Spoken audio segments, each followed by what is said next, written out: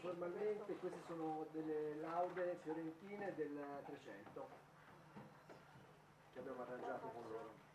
Questa adesso? Sì.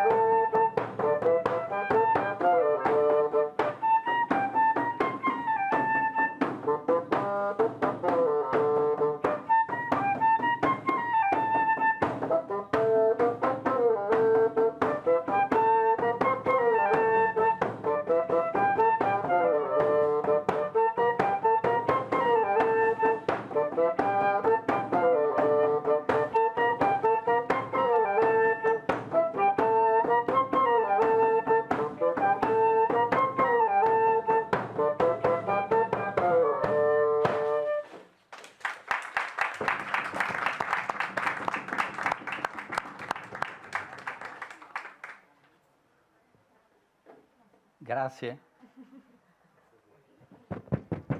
Grazie di questa introduzione. Thank you for this introduction. I wish to thank the musicians. I wish to thank Olga Massa and the other musicians. I do not know who played the percussions. Also, we were supposed to have the piano, but probably we'll have the piano at a later stage. Just thank you for this introduction, which brings the music of the troubadours of the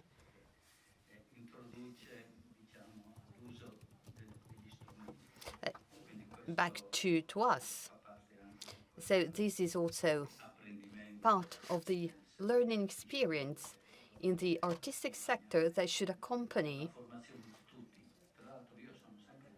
the training of all. I have always been in favor of teaching music in Italian schools because even though it is supposed to be taught, it is never actually taught. Nothing is ever actually done. Whereas I recall that in England, all the students, starting from primary school, they could read music and therefore they could also play an instrument. There is a committee at the Ministry for Public Education. I think that it is chaired by Luigi Berlinguer, former Minister for Public Education, whose task it is to promote the development of music in all schools, musical education in all schools, starting from primary schools. So this is a perspective that I think should be further encouraged. Music and logic should be taught to students from an early age. So thank you for your introduction.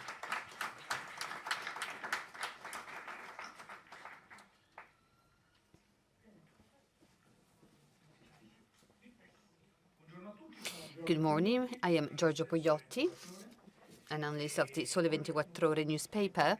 Today we are here for this closing conference of the European Vocational Skills Week. So this is going to be an opportunity to be with experts in this field, politicians,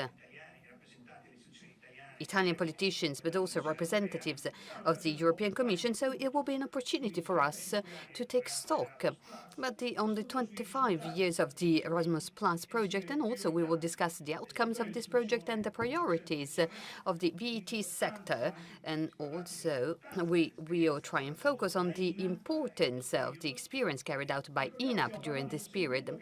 This is a segment that was traditionally perceived as a segment of lesser importance. However, it has proved to be very lively, and I'm referring to the VET sector. I would simply like to give you some details. This sector is so important that the European Commission decided to double the resources for this sector over the next 7 years. Also, because the investment on this sector is also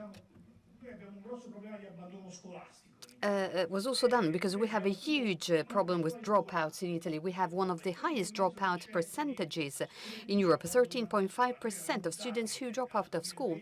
Our target in 2020 was to reach 10%. Instead, we failed miserably. So the fact of investing in the VET sector is also a way to counter phenomena like school dropout, the NEET phenomenon, so many young people who do not work, do not study, maybe because they do not find anything interested. Unfortunately, we hold the European NEET record, and also we have to somehow limit unemployment among young people, because in Italy we have 24% of youth unemployment, whereas in Germany, for instance, youth unemployment amounts to 5-6%. And for instance, in Germany, they have a dual system in which the school system and the labor market somehow share experiences, they build experiences while students are still in school. This is going to be also one of the themes that will be addressed by today's speakers. So I would like to leave the floor to the INAP president, Sebastiano Fadda, who will address us his opening address, and then he will also describe the themes that we're going to focus on today. Good morning. Good morning.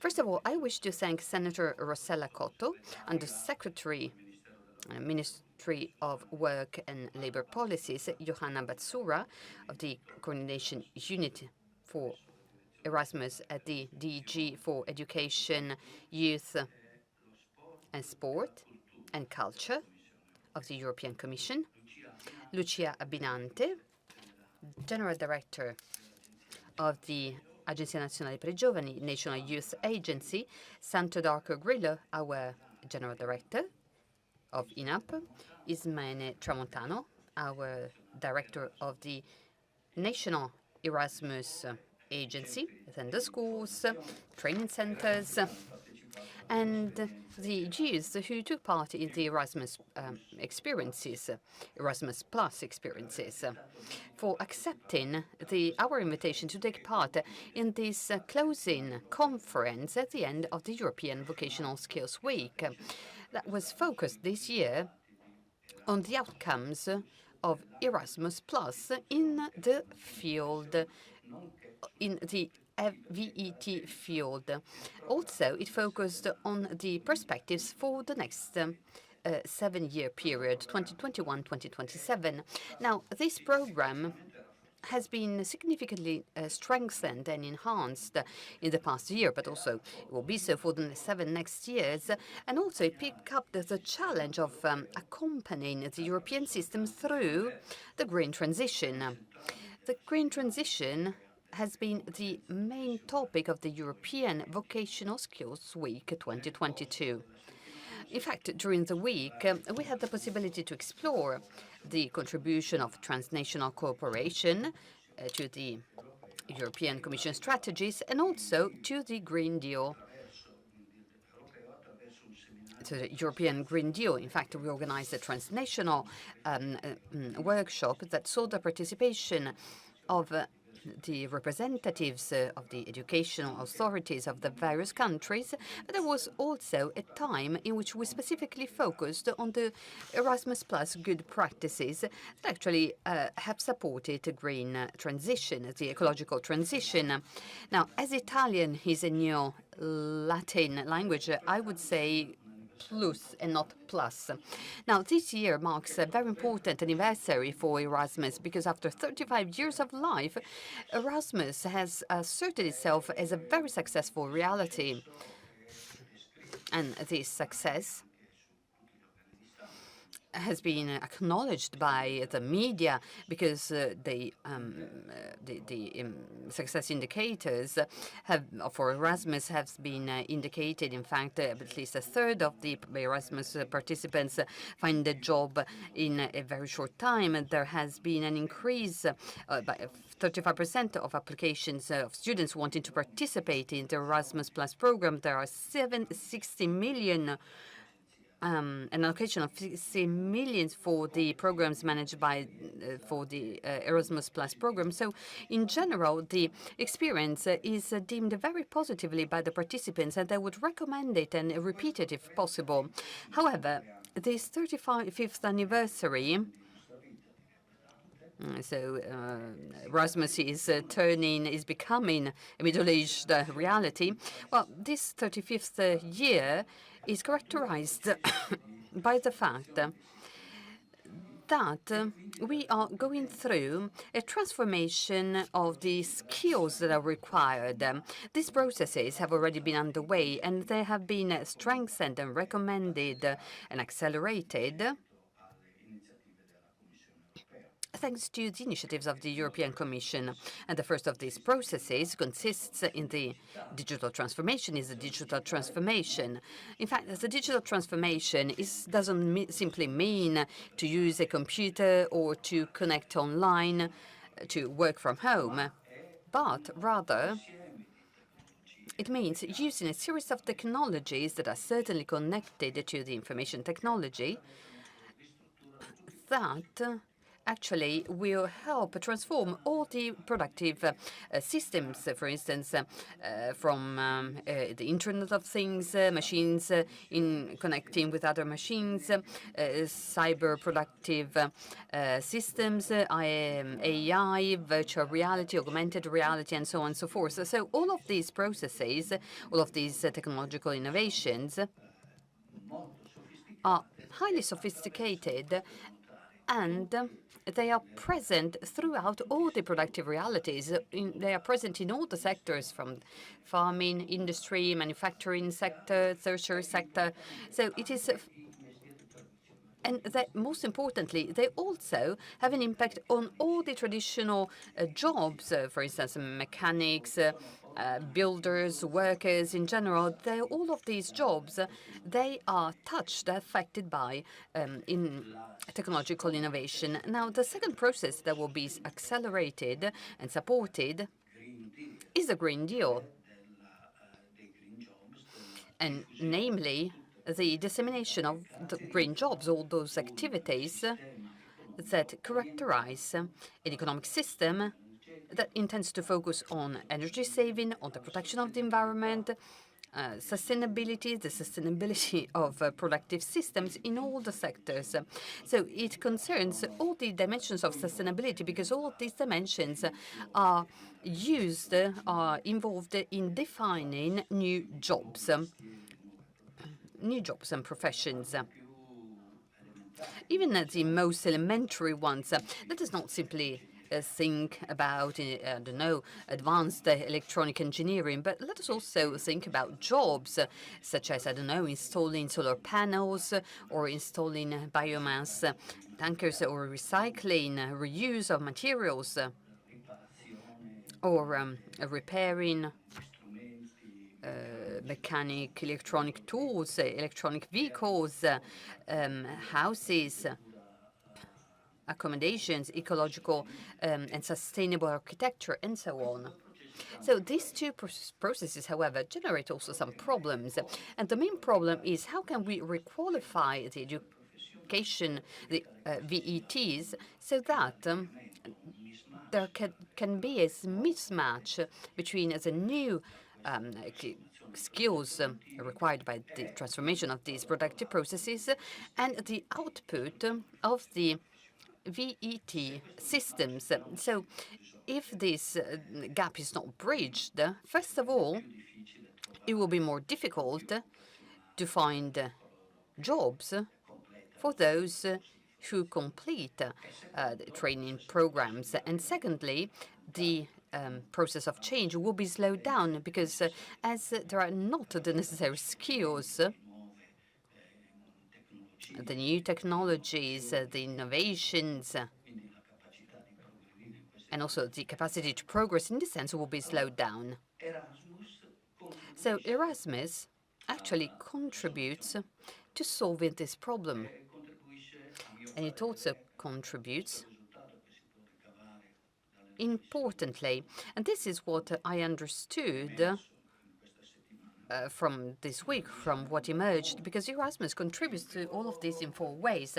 First of all, because it strengthens the method by which skills are acquired. It is a sort of learning by doing. So we learn as we do. It is a traineeship which is fundamental, and because this is the best guarantee in order to help the demand and supply meet, because you actually learn as you do, as you are engaged in these new productive processes. Secondly, Erasmus contributes to the solution because it adopts an international experience. And this international experience also puts in touch the people who are in training with more advanced experiences, especially in foreign countries. And therefore, learners and students are exposed to have a direct contact with new technologies, with new productive systems. Secondly, they build networks. Students lay the foundations for a continual exchange of experiences as they learn, or they can find jobs in the countries where they study, or they bring back to Italy their skills who've been enriched by this experience abroad. This is an incredible experience, in fact, because it can be instrumental in acquiring all the new skills that are necessary for this technological transformation. Thirdly, and this is very important, and I would like to focus on this for a minute, because I think that these programs also help involve people who would have fewer opportunities to enter these circuits, these systems. This is fundamental because around 11% of the people who participate in these programs are people who wouldn't have any opportunity through other programs. And this is fundamental for social inclusion, but this also contributes to social cohesion, because fewer opportunities, unfortunately, are also connected to a sluggish technological development or social development in some areas of Italy. And the fourth way in which Erasmus contributes, in my view, is because it helps forge partnerships for cooperation. This is fundamental to improve the methodology. Therefore, this leads to an improvement of teaching and learning methods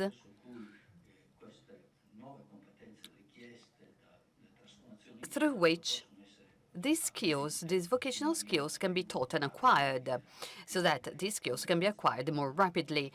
So, of course, these skills are technical skills, but also soft skills,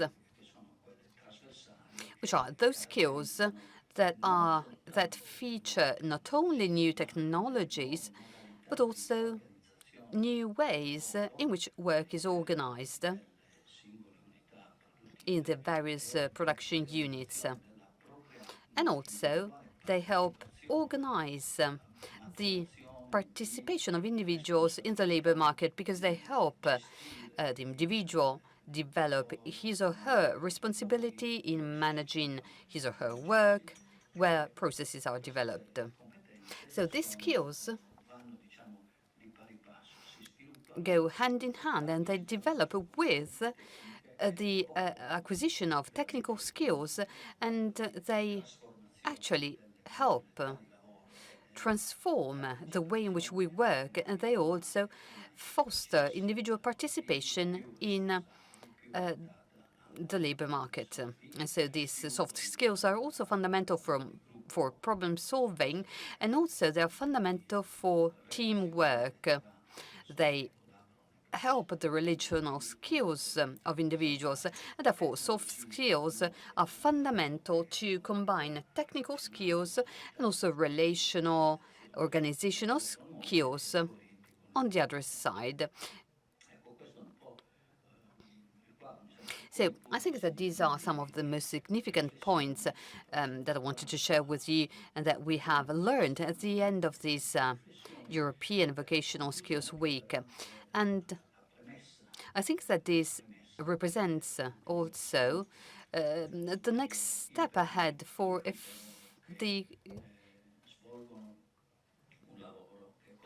because we all want to be involved in the next 35 years of the Erasmus program. I hope that this work will continue to be developed, and I hope that it will be more and more successful in the future. Thank you. I wish to thank all those who work here at the Erasmus Agency under the leadership of Dr. Tramontano. So let us now start our seminar, our conference, and we will start with Undersecretary Mrs. Accoto.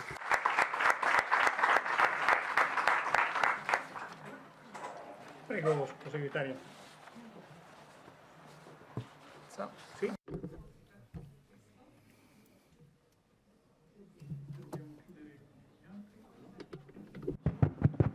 Sì, adesso. Perfetto. Good morning, everyone.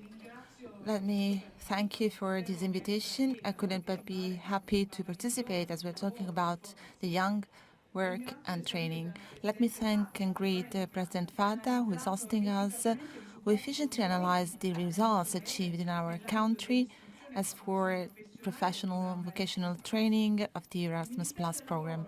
The Ministry of Labour that I represent is proud of the path that the program went through over the recent years. This week is dedicated to vocational skills and has to be a moment of analysis that would be a driver for further development in the future.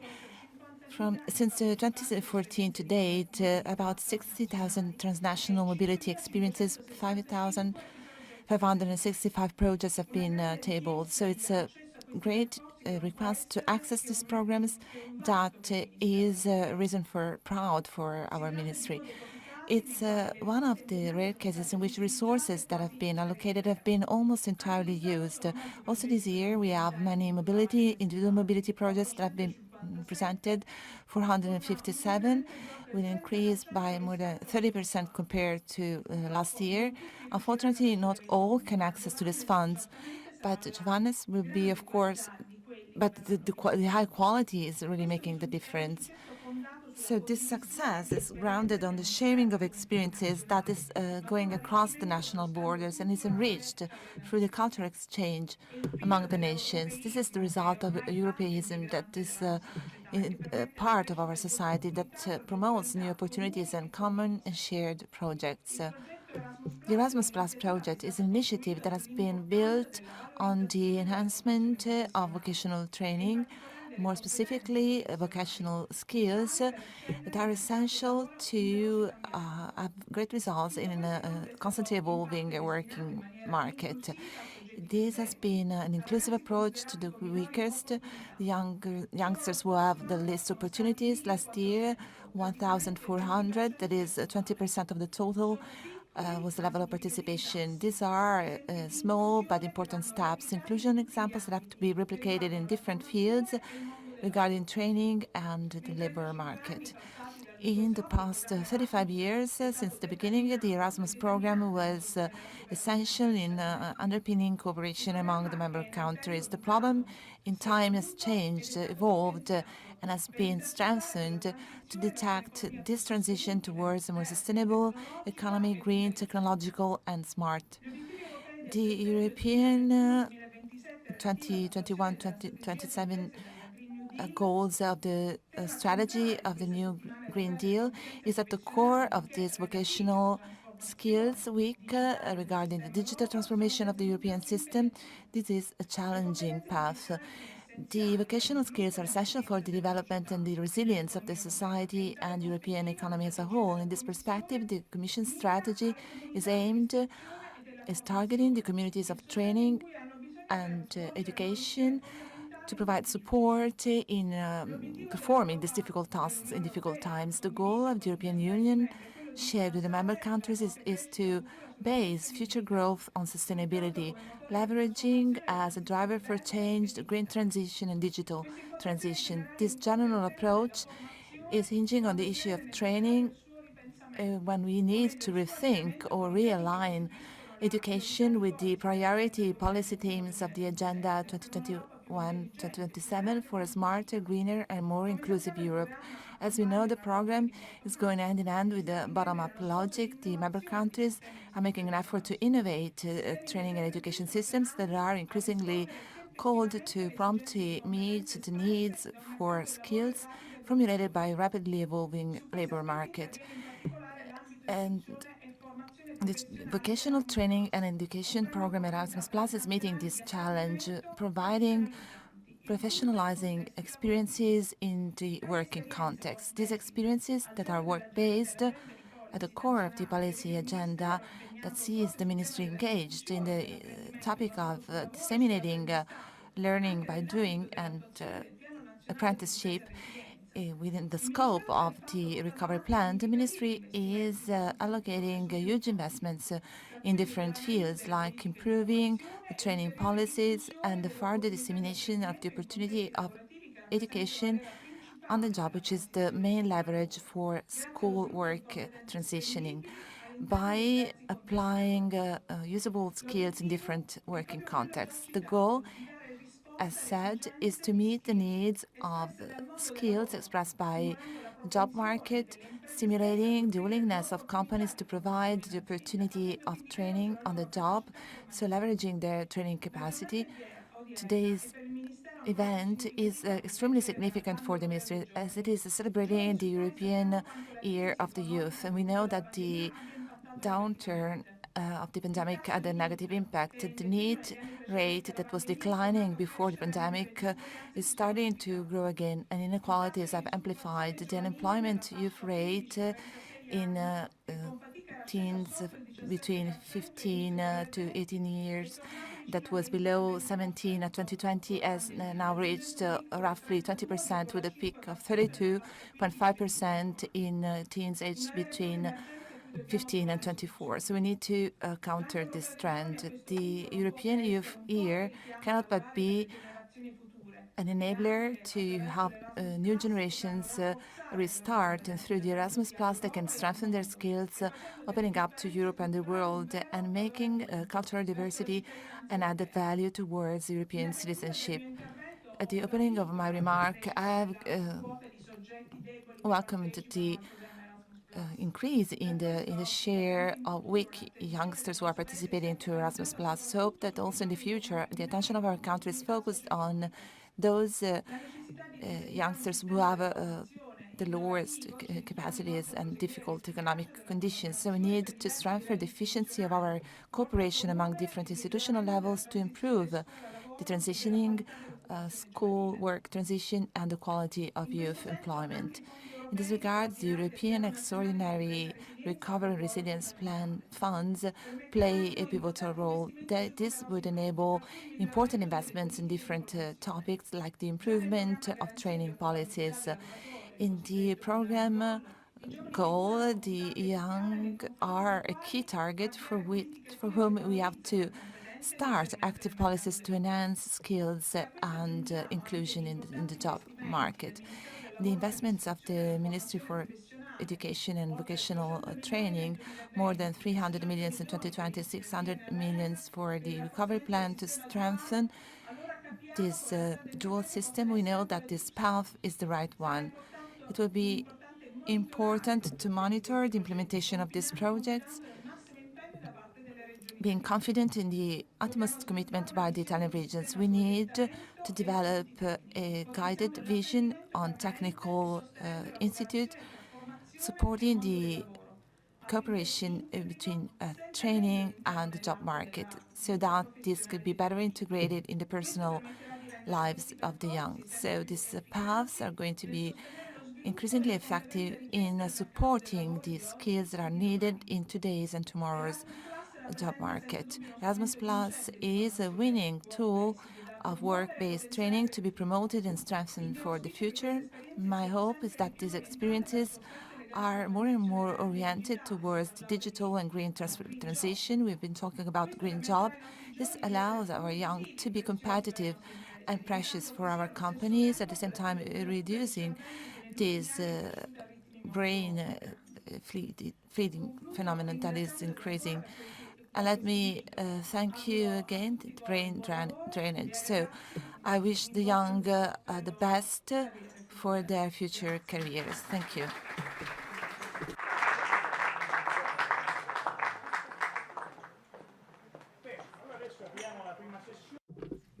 Let us open the first session on the first 35 years of Erasmus Plus.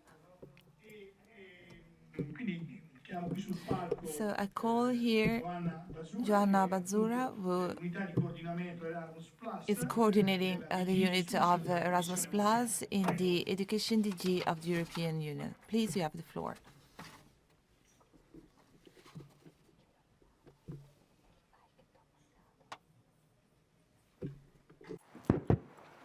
Buongiorno, mi chiamo Joanna Basztura. Good morning, I'm Joanna Basztura, work at the European Commission. Good morning, everyone. I'm sorry, but my Italian is not perfect, so I would like to go on in English. Thank you.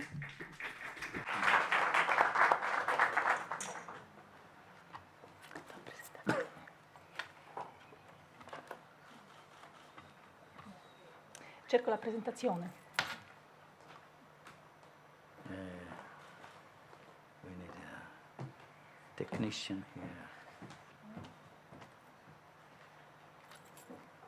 Stefania.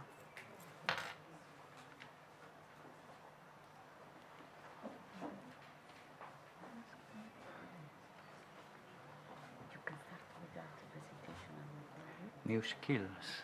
We need some. Okay, try to start with that. Yeah, I can, but it would be good to go to see. I will okay. Try. You start. Okay. So what I'm going to present you today, and I hope the slides will come in a second, it's to give you some numbers about the participation of Italy in Erasmus program.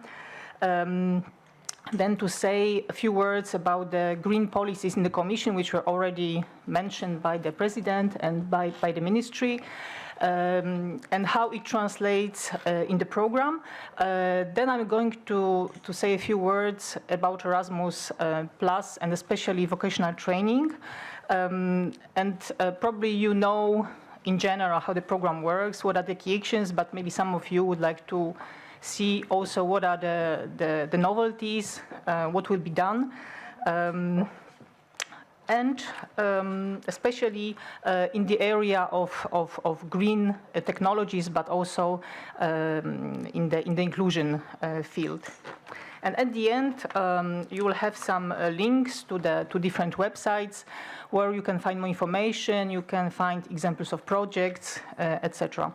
So as I said, I work in the Commission. I am desk officer for Italy, but also for Lithuania, Denmark, and Malta. So my role is to assist the national agencies in the implementation of the program. So I answer different questions. I assess work programs, year reports, have visits. So I'm very happy also to be here today, not only to give the presentation, but also to meet with you, the participants, to see how the program is managed in reality and to see the project results. What about the participation of Italy? There, you already heard some numbers given by the ministry, so I will maybe not repeat myself, but to just give you an idea per year. So, for example, in 2020, regarding mobility, Italy had about 1,000 projects, in which there were 93,000 participants, and the grant totaled of 175 million. Regarding the partnership projects, these are projects in which different organizations, so for example, universities, vocational training institutions, companies work together to develop some new practices, they modernize training systems, they stimulate more cooperation. Okay, I'm trying to put slides now. They are coming.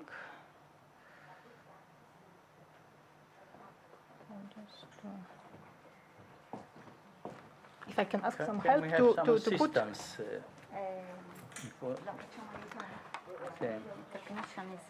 Okay. So, okay, I will still continue. It's not a problem.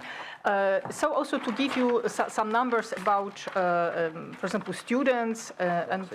Okay, great, thank you. Students and trainees who are going on mobility. So in blue you have students, trainees, they are in pink. So we can see the trend is rising. So we had, in the year 2019-20, we had more than 30,000 students going abroad and about 6,000 trainees. There were also some people coming to Italy.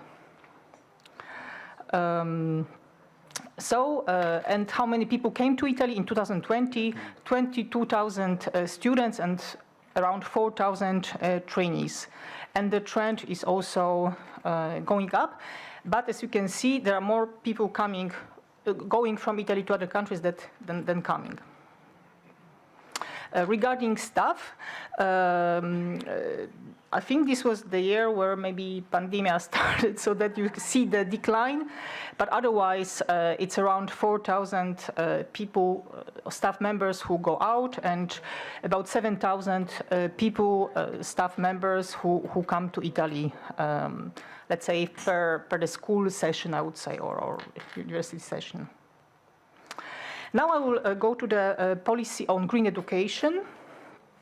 So the document which is important for us in the Commission is the Council recommendation on learning for environmental sustainability. It's quite recent. You see, it was adopted only in January and currently under discussion.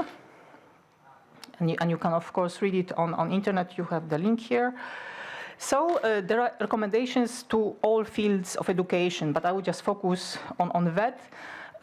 So there are recommendations to member states, but also to the Commission. So here there are recommendations to the member states. So it is recommended to provide financial support for high quality lifelong learning in environmental sustainability. So includes traineeships, apprenticeships, and other forms of non-formal learning. Also to recognize and reward civic participation in environmental sustainability. Also, we encourage schools and higher education and VET providers to take part in eco-certification programs, which can bring environmental, educational, and economic benefits. The next one is support higher education and VET institution in the development of small or tailor-made courses on, let's say, the green issues, in short, leading to micro-credential, to deepen, broaden, and update professional competences of bodies. So to do mentoring, networking, provide some guidance, and also financial support. and the Commission, what the Commission can do. So first of all, to share good experiences. So we have a platform when we have all the projects, but also we support different networks. European universities, there is e-twinning community, centers of vocational excellence, Marie Curie Skłodowska, European Institute of Technology, recognizing efforts in teaching and of learning of the environmental sustainability via different EU awards, European Innovative Teaching Award, e-twinning prize, and European Vocational Skills Awards, and monitor the development of green skills by higher education, VET graduates, early career researchers. For example, having them in European Graduate Tracking Initiative. So this is to see what the graduates are doing after finishing school. It helps them to adapt what is being taught in these institutions if it's really good for the labor market or what the labor market needs. So European Green was already mentioned here. So it just to say that it says that Erasmus Plus and Solidarity Corps are key to engage people in transition to become climate neutral, and schools and educational institutions are the natural place, let's say, to together with families and parents and wider community to engage everybody in the process of the transition towards more green society. Here you have some publications which you can also download or read on the website about environmental sustainability. These priorities, especially the green priority, is one of the horizontal priorities in Erasmus+. So it's all kinds of projects and actions. So it is building knowledge of the climate action, sustainability, but also to promote the use of green travel. The other priorities is one which is, let's say, the most maybe relevant to VET is inclusion and diversity. So reaching out to all of those participants who otherwise wouldn't be able to participate, for example, in mobility abroad or cooperation. The next one is active participation of especially young people in democratic life. So there is the youth program, and my colleague will touch upon it later. And digital is developing accessible and high quality digital learning, promoting digital learning in all kinds of actions and new innovative forms. So how is it translated in Erasmus? So, for example, there are specific funding mechanisms that support, let's say, the orientation towards green, raising awareness among participants, sharing best practices. The projects try to promote this priority throughout the whole project. And yesterday at the conference, the projects which were presented, they said that it's not only the topic, but also throughout the whole life cycle of the project, there is awareness raising, traveling in practice in a, let's say, green way, and also making a lot of raising awareness among participants and wider community. Then in the award criteria, so when the projects are selected, they are assessed also at the relevance and design of the project. So when it's green, it has, let's say, more priority over other projects. And in the accreditation process, this is also relevant. So what is green travel? Green travel, it is travel that uses low emissions and means of transport for the main part of the travel, such as bus, train, or carpooling. So we have a mechanism in the program for the green travel, which is to give kind of lump sum of €50 for higher education students. So it's a top up to the individual support. And for example, for VET, for you, for schools, it's 15% increase to the standard travel, and up to 6 days in case of using, for example, the train. Also, the green travel is flagged in the beneficiary module. So, as a result, more and more projects address environment and climate action as a thematic topic and adopt practices and working methods that are environmentally friendly, and also providing guidance, facilitate exchange, etc. There is also a salto, so it's a kind of I would say virtual maybe agency to be created in the topic of environmental sustainability, which will assist Commission but also national agencies to promote this topic, to give guidance to project beneficiaries, to organize meetings and exchanges. And so it's in the preparation phase still, but will be launched soon. The Commission, in order to really give a framework to the inclusion measures and to make an accent that it's really important, published a decision on 22nd of October last year about different ways how inclusion diversity policy is important in the Erasmus program.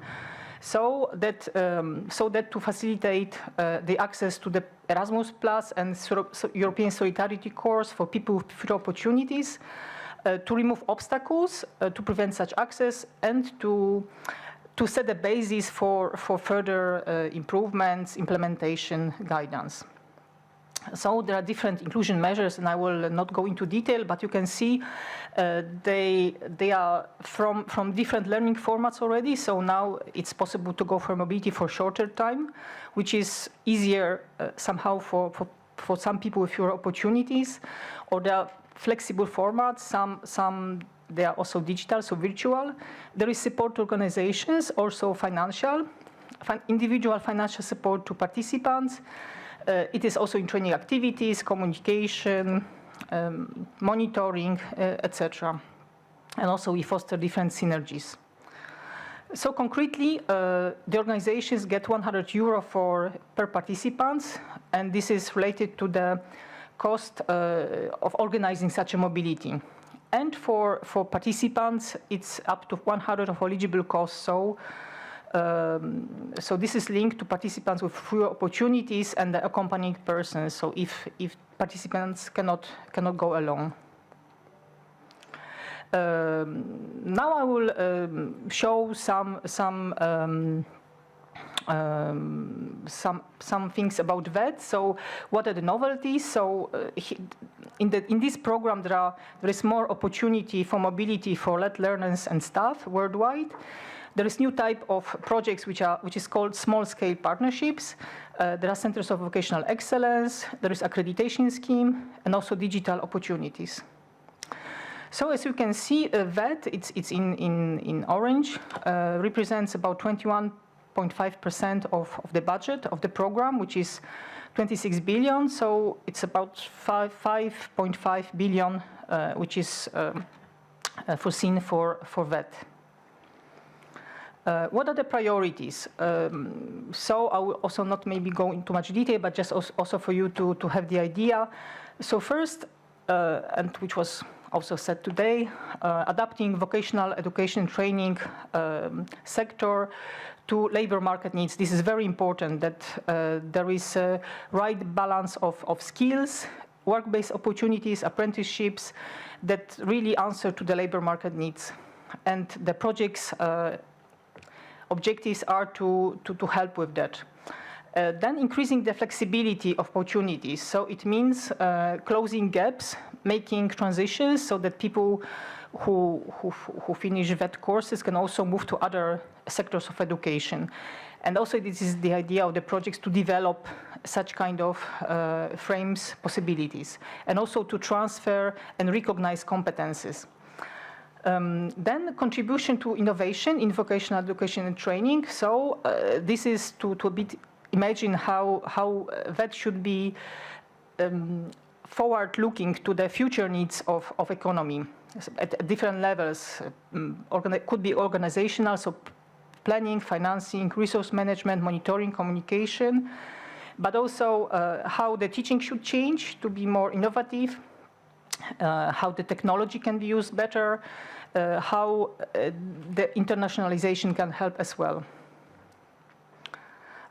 Increasing attractiveness of VET, it's a problem in many countries that VET is regarded as a second choice, whereas it can provide fantastic opportunities and also a lot of creativity at different fields and levels.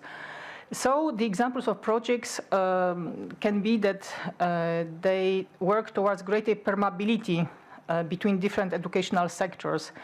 They support development of VET teachers and trainers, facilitating recognition, using of Europass, developing stronger, long-lasting partnerships with businesses, VET providers, etc.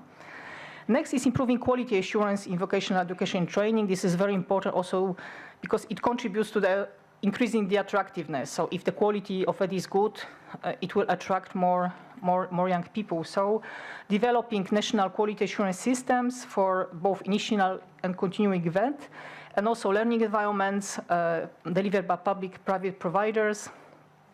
And the last one is creation and implementation of internationalization strategies for VET. So this is actually the frameworks to promote mobility of VET staff and learners and recognize qualifications. And also raising awareness of different intercultural issues. So here is a bit of a for you to understand how you take part. So you can take part either submitting application or joining with our application. And if you submit, you can do it as accredited institution. So it could be individually or in a consortium. You can do short-term projects or join with our application. So join a consortium or host Erasmus participants.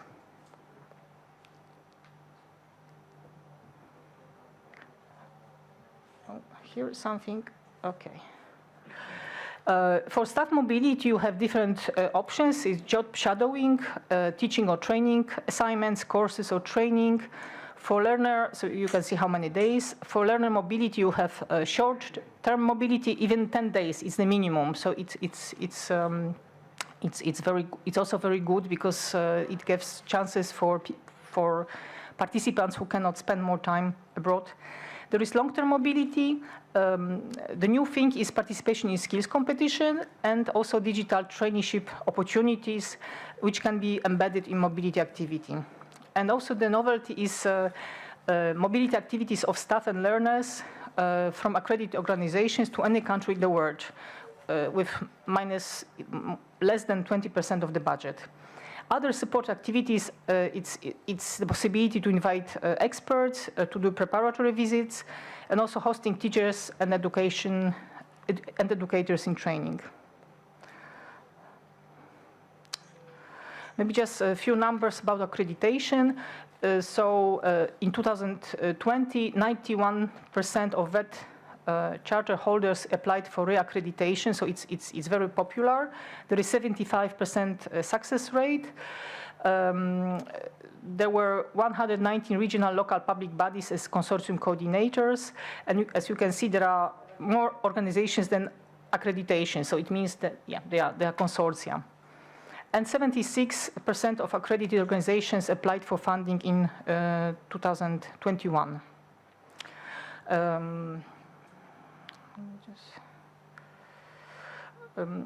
Here you can see the projects which are called cooperation projects, and there are two types: small scale and cooperation partnerships. You apply to national agencies, so to INAP in case of Italy.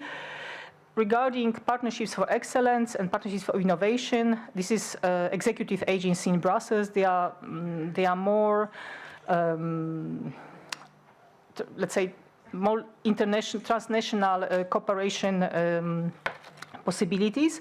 You have also online platforms that you can use: School Education Gateway, eTwinning, EPALE, in particular Erasmus Plus Space. So what is the difference between these two? Cooperation partnerships are, let's say, bigger in scale because the budget is from 100,000 to 400,000 euro, based off unit costs from 1 to 3 years, at least 3 organizations from program countries. And the idea is to foster innovative practices or exchanges. In small-scale partnerships, on the other hand, this is a new action for newcomers, grassroots organizations, so it's a bit easier. It should involve at least 2 organizations from 6 to 24 months, and the grant budget is from 30,000 or 60,000 euros.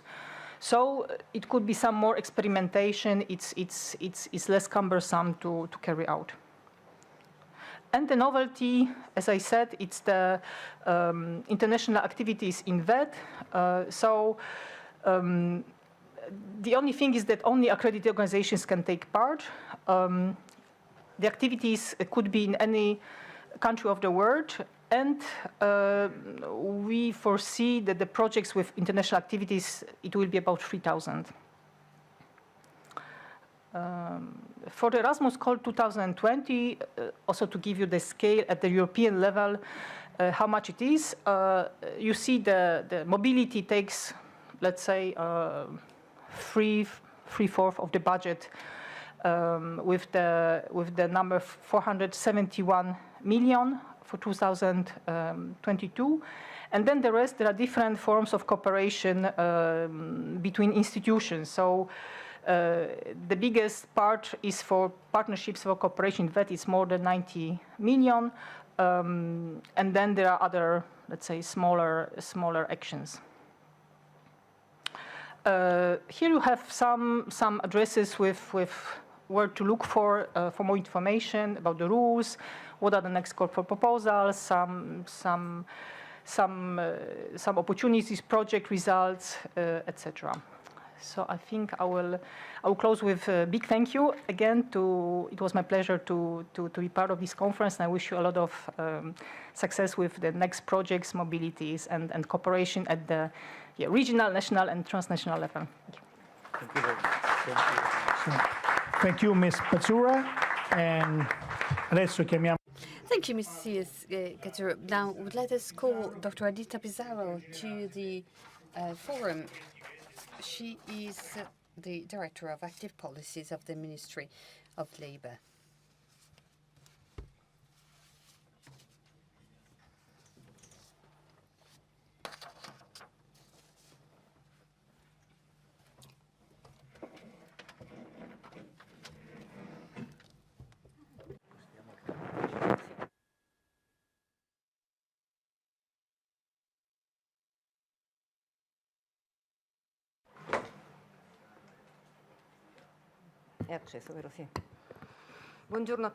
Good morning, everyone.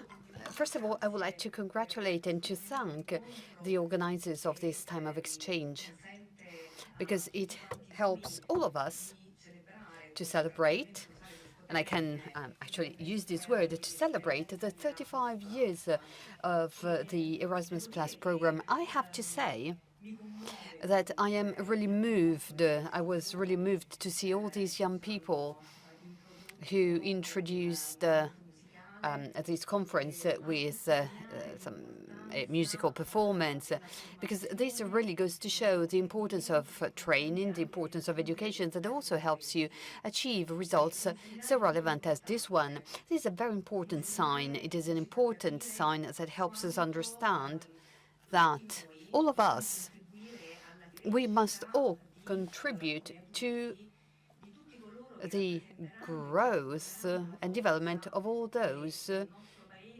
who will be the next generation living in our country and in the EU. And I think that as we are extricating ourselves from an emergency, because COVID-19 is recognized universally as an emergency that touched and affected all the social, economic, financial dimension. It also affected families, members of society, who so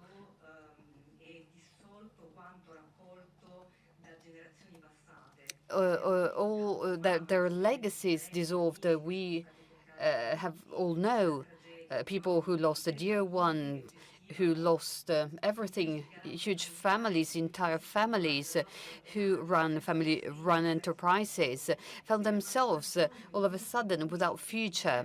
So as we are all trying to extricate ourselves from this time of emergency, we all understand that it is so important to stake everything on the formation, on the training and education of the next generations of Europeans. Earlier, I was talking to the manager of communications for ENAP, and at this time it is very relevant and important to communicate the outcomes and the success, the achievements that we achieve thanks to the efforts of all those who want to do something for the country. That is why it is so important. And I wish to thank everyone for the European Vocational Skills Week, but also for this time, for this closing conference. I wish also to thank my staff, because it would be impossible, without whom it would be impossible for the Ministry of Labour to carry out these activities. I wish to thank INAP and the agency, because they make available their professionalism to all the others. And over the past few years, their efforts have helped us achieve important and relevant results. They also encourage the participation of the most vulnerable individuals, those who also do not have many economic possibilities. And the results are out there for us to see. The results have been presented during this week, and they were summarized very importantly by the previous speakers. They were also presented at the European level. We must continue along this way. We must continue along this path. And I am sure that by using the resources that were allocated in the framework of the 2021-27 program, but also using all the other tools made available to all the European member states, we will manage to achieve even more. And I'm referring to the resources allocated by the European Commission to achieve the goals of the recovery plan, but also many other tools. So if we if you pull together all the things that have emerged from the various regulations that were put in place. For instance, I'm referring to the emergency laws, to the latest measures contained in the financial law. I'm talking about the reforms required by the recovery plan. Well, if you noticed, there is no law that does not focus on the importance of training and education.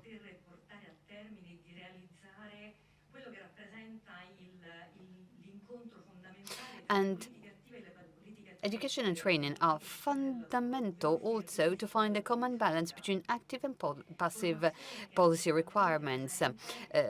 This is something that is fundamental for the GO program. It is fundamental also for the new skills fund. And training and education are fundamental so that we can strike the right balance between supply and demand.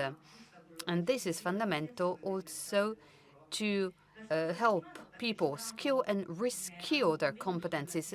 Last week, I took part in a conference on the recovery plan that was organized by the Italian Federation of Food Retailers. And it was very surprising for me to hear from the people who actually were deeply affected by the pandemic, and also they suffered the consequences of the economic crisis. However, it was very interesting for me to hear that, after all, in reality, our system, our job centers, actually works. This system works, but what has to be improved is education and training. Training must be focused on granting the right job for the right candidate.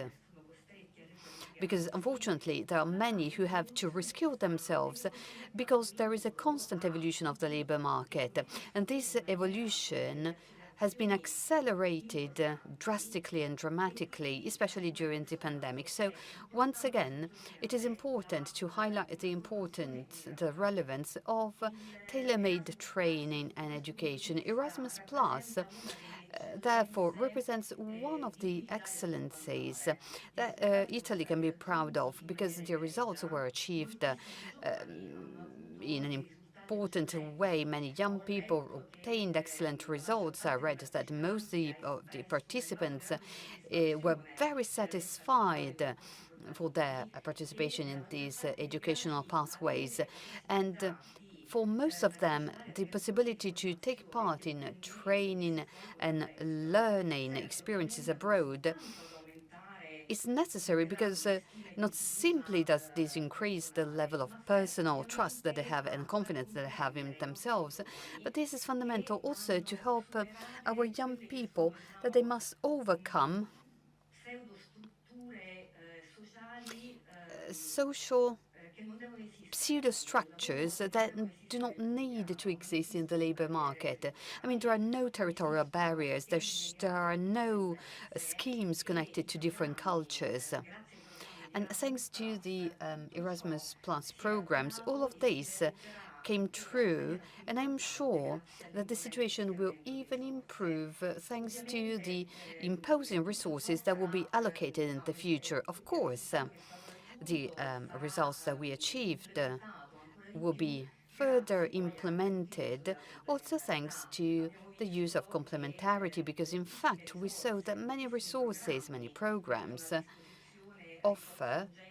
allocate huge resources for vocational training. I'm talking about the FS Plus Social Fund, the new program 2021-27. So we know that there are many resources that will be also allocated by the recovery plan, also with reference to the dual system that enables a time of transition,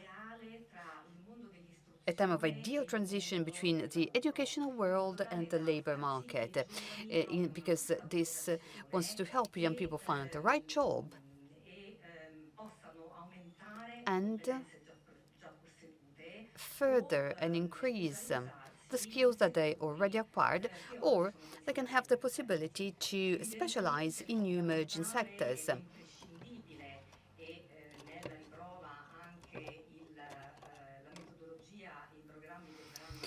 The method and the programs that will be enacted thanks to the new programs will actually show the importance of digital and green transitions. I appreciated what the colleague from the Euro Commission said, because she talked about the importance of the green transition, of technological innovation, because these two factors will help us develop a set of active policies that will make the labor market even more attractive. This will be done also thanks to the participation of international partners who play a key role in implementing the Erasmus Plus program. I am certain that we will develop wonderful initiatives that will also show the importance that this program has taken up over the past 35 years. And I also hope that these results, these outcomes, will be offered to all through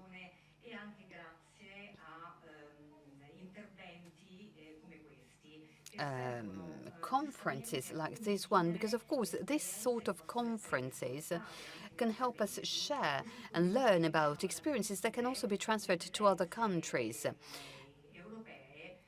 These initiatives of exchange are fundamental so that we can also learn from other European countries how we can support our young people. Thank you. Thank you, Dr. Pizarro. You highlighted several aspects in your presentation: tailor-made education and training. This is fundamental because training must be actually geared to the evolving trends that we find on the territory. And another important aspect is that, of course, we have to achieve results. As the President Mr. Fada said earlier, a third of our young people took part in these programs, and then they immediately after these programs found a job, because in the past often training was only for trainers. Because training did not provide any any outcome, so this is fundamental. And then you also mentioned the importance of environmental sustainability. This is another one of the strong, cores of the recovery plan. And I think that enterprises will invest even more and more on this field. That is why it is important to somehow channel the efforts of young people on these new eras of the labor market. Now, I would like to ask the Director General of INAP, Santo da Carrillo, to take the floor.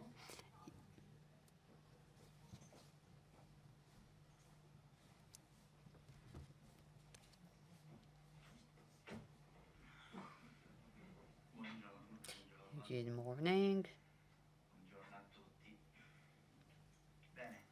Good morning, everyone.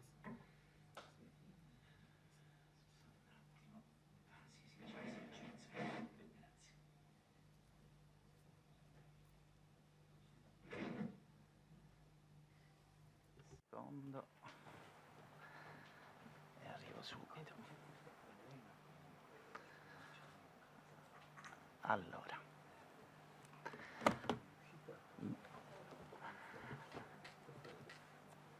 La mascherina, giustamente, scusate. Allora, buongiorno a tutti. Good morning, everyone. And I wish to thank you also on my part for accepting to participate in this conference to celebrate the 35th anniversary of the program. And we intend to do so, highlighting the important outcomes that we obtained in the VET sector.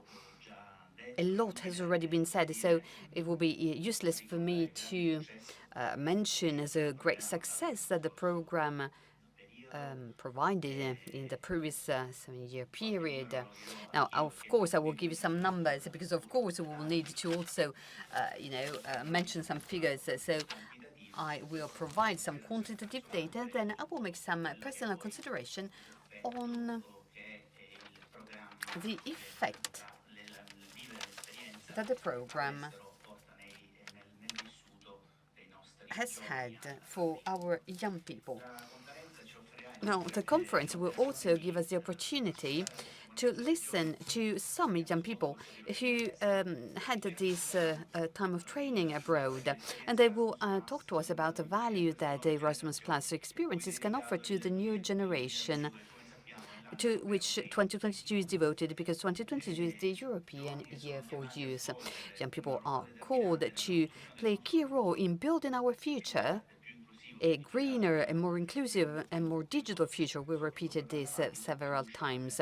And we also look with hope at this post-pandemic phase of our future. And the Erasmus program, with its initiatives of vocational training abroad, offer our young people, but also to the professionals of educational and vocational training, this opportunity to live these work experiences in another country in such a way that they can acquire those experiences that can be enriching for their person, but also for their profession. As you know, Leonardo da Vinci was the pioneer in everything that was at the basis of knowledge.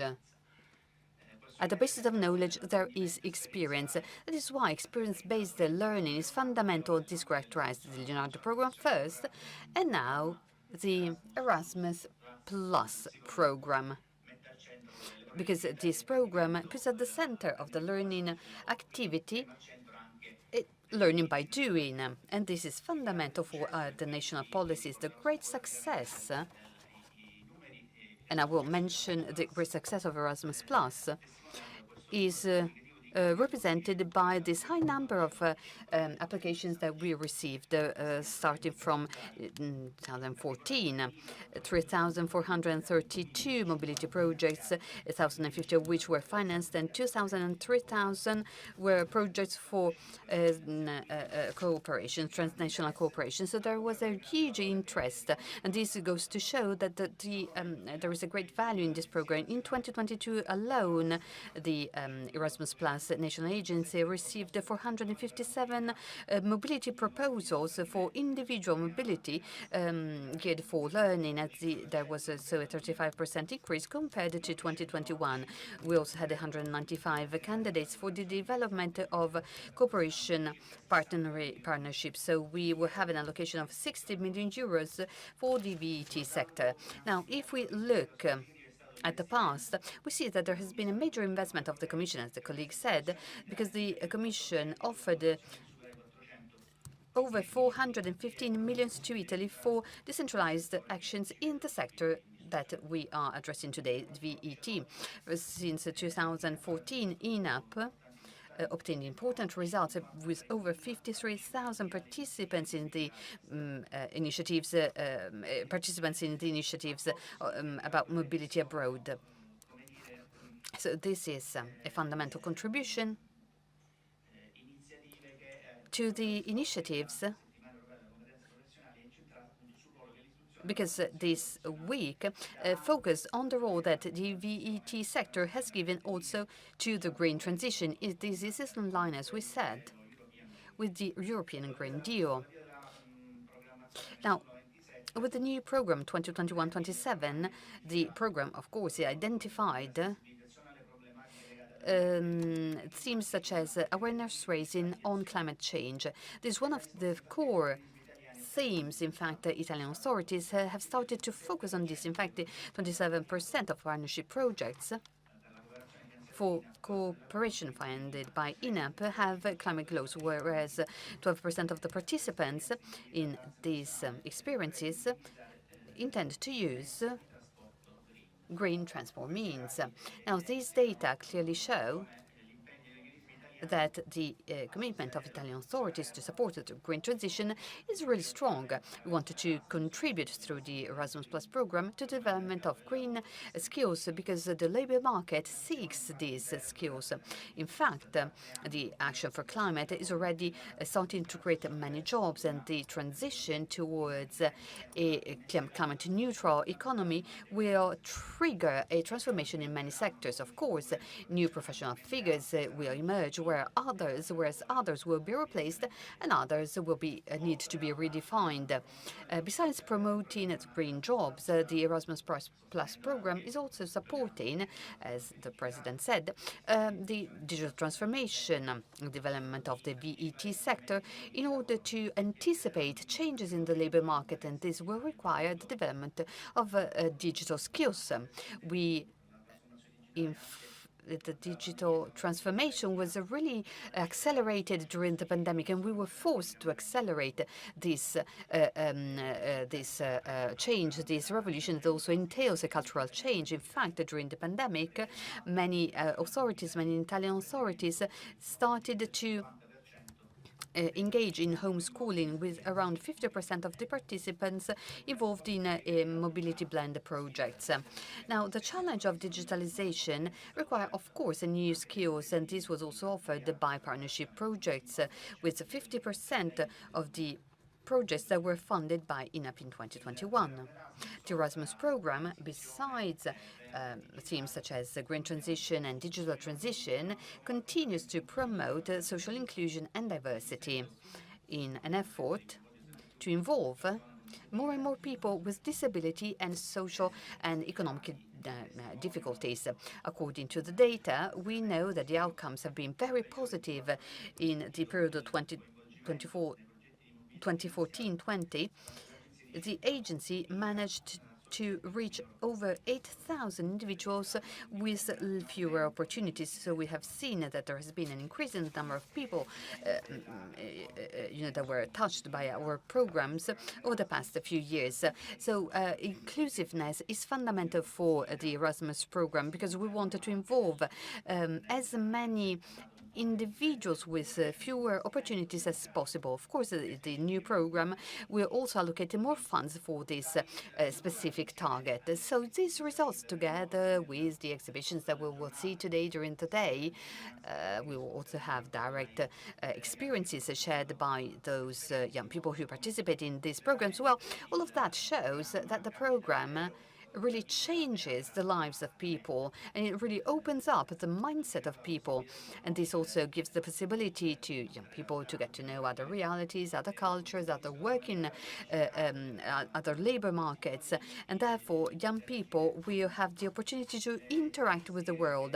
The statistics that we drafted in terms to calculate the impact of the program tell us that this experience is highly enriching for the participants. and it helps them develop their relational skills, creative thinking. It's the possibility to live in a multi-ethnic environment with an exchange of experiences is fundamental. It also increases problem-solving skills. These are skills that are fundamental because not only do technical skills are technical skills important. Of course, we're talking about young people who are aged between 15 and 19, and the experience that they live can go from 2 weeks to a whole year. Of course, in 2 weeks, we cannot develop many new skills, but living in a multi-ethnic group with people coming from different cultures, do speak different languages, the possibility to live in a milieu that is not the usual one, pushes people to develop different skills, a different approach. Therefore, this relational skills, this multicultural approach is fundamental, is something that further enriches our young people. And those who can have the possibility to spend a longer time abroad, they manage also to acquire, in the various sectors that we mentioned earlier, skills and knowledge that can help them in seeking a job in the labor market, as now the labor market once requires new green or digital skills, and therefore these young people will benefit enormously from these experiences. Many, as President Fada said, many also decided to pick up their studies again because probably they were losing interest, because probably this experience also represented a challenge for them, and opening up to an intercultural milieu is fundamental for proved fundamental for some of these young people. The other day, during the opening conference, we said that as the program has all the useful elements, because energy efficiency, digital transition, green transition, environmental protection, digital skills, and so on and so forth. So all of these elements are relevant, and probably what we need to do is to invest even more. It is important for us to enhance these experiences in the labor market even more, so that we can offer more and more young people the possibility to actually experience these experiences, so that they can use them in their lives in general, but also in their professional lives in particular. And also, the phenomenon of inclusiveness is fundamental for us. The agency or even has an inclusiveness officer, so united in diversity. This is our motto. So I would say that we must move forward. Hopefully, the results that we already achieved and the results that we are seeing will be more and more important in the future, in a future that we hope will be better, especially for our young people. Thank you. Thank you, Dr. Grillo. And now I would like to call here Giuseppe Gualtieri from the Agenzia Nazionale Giovani Youth National Youth Agency.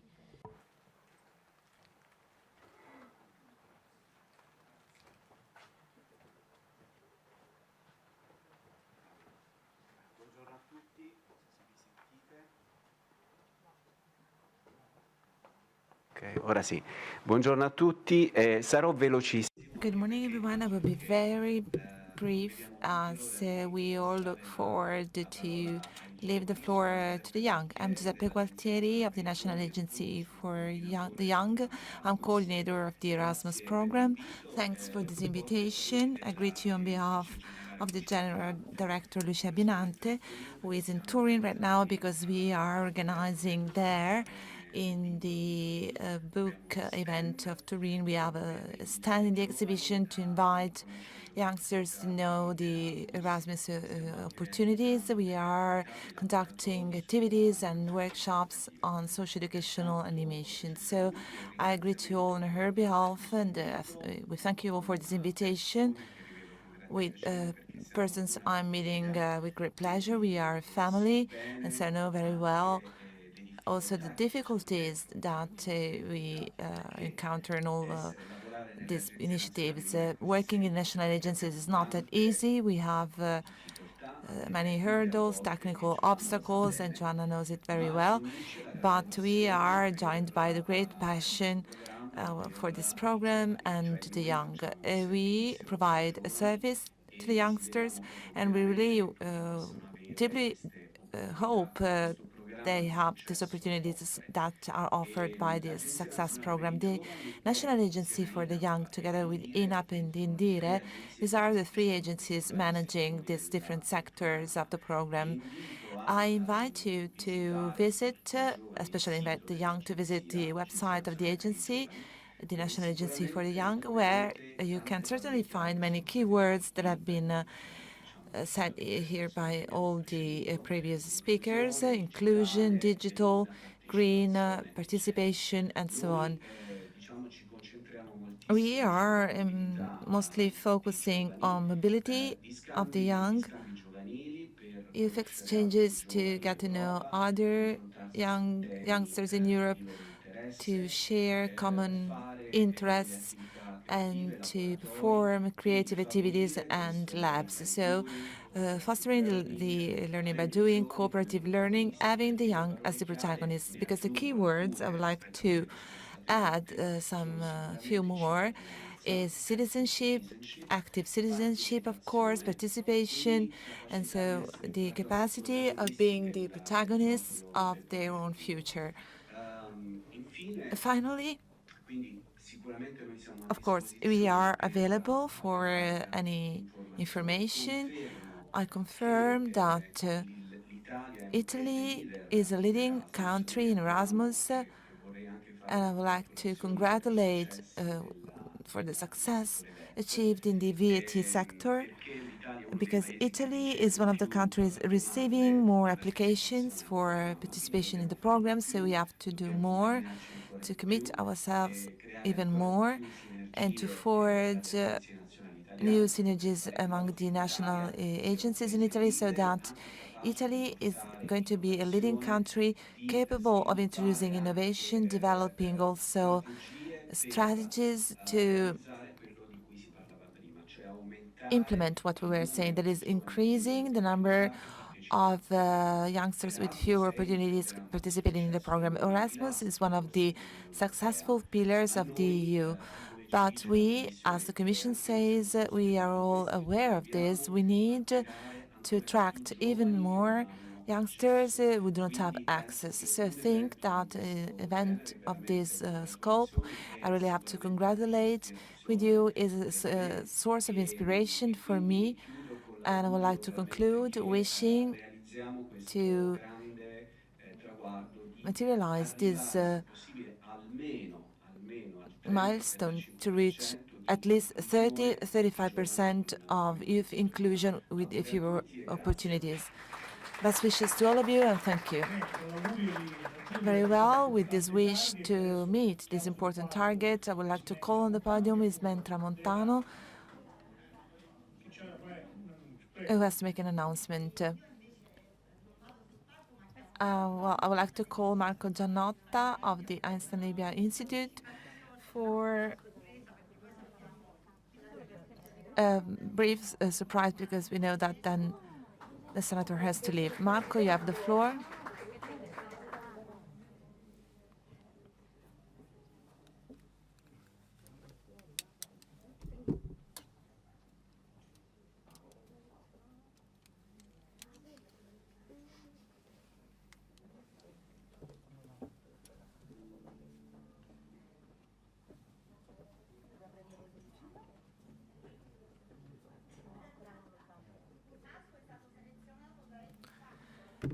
Marco has been selected by X Factor, so listen to him very carefully.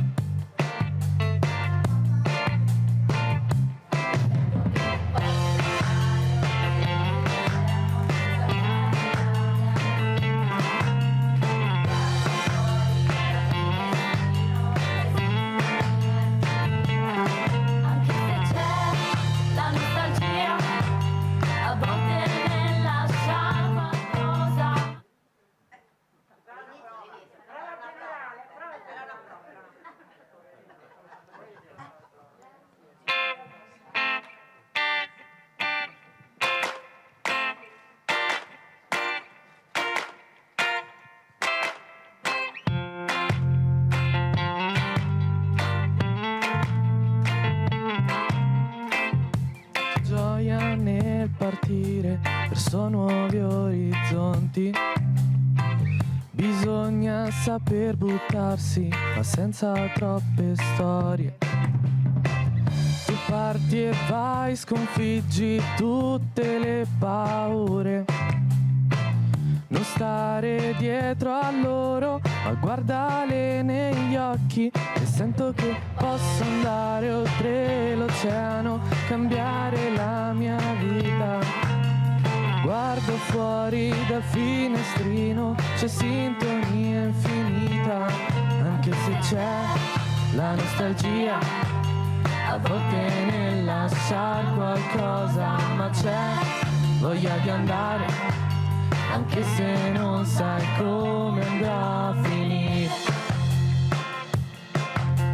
C'è felicità, anche se non la sai spiegare, vai sul cammino verso quel che c'è di nuovo. Le responsabilità diventano leggere quando le prendi con te e inizi a vivere. E sento che posso andare oltre l'oceano, cambiare la mia vita. Guardo fuori dal finestrino, c'è sintonia infinita, anche se c'è la nostalgia, a volte nel lasciar qualcosa, ma c'è voglia di andare, anche se non sai come andrà a finire. Quando fai i biglietti e sei un po' agitato, ma torni dall'Erasmus che sei un po' cambiato e non hai bisogno mica di aiuto, che torni dopo aver lavorato e sei cresciuto. Non aver paura della deriva, ma dell'opportunità che tra poco arriva, e stai tranquillo che sarà qualcosa che ti piace, stai tranquillo che l'Erasmus di farlo sei capace. Posso andare oltre l'oceano, cambiare la mia vita. Guardo fuori dal finestrino, c'è sintonia infinita, anche se c'è la nostalgia, a volte nel lasciar qualcosa, ma c'è voglia di andare, anche se non sai come andrà a finire.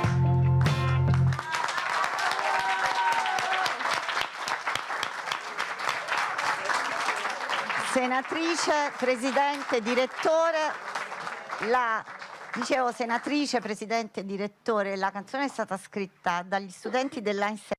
This was written by the students of Einstein Nebbia. We have our tutor with us, Raffaella, and it was written for the youngsters participating to Erasmus. So the school is our historical beneficiary. They're very active. So Raffaella, if you want to add a few words. Yes, as an institute, we always try to valorize the talents. So they wanted to narrate in their way what is Erasmus and to encourage many other young to participate. So they had this idea. They brainstormed, sitting in a circle on what Erasmus is, the opportunities it provides, enjoyment, the willingness to make friendships, but at the same time, all the difficulties that living youngster can have, maybe scared of feeling lonely or missing home. So they put all these ideas together. They wrote the text and the music of this song. They did all by themselves, and there was one of them who has been singing this song. They also made a video clip, and now we wanted to have this song represent for us a sort of hymn of the Erasmus going from generation to generation. So I've chosen Marco, who is at his third year, is still very young and has to live with the Erasmus, has the willingness to convey this happiness, enthusiasm, and trying to involve as many students as possible to go into this experience, to wanted to embrace this new journey, which offers lots of opportunities. Thank you.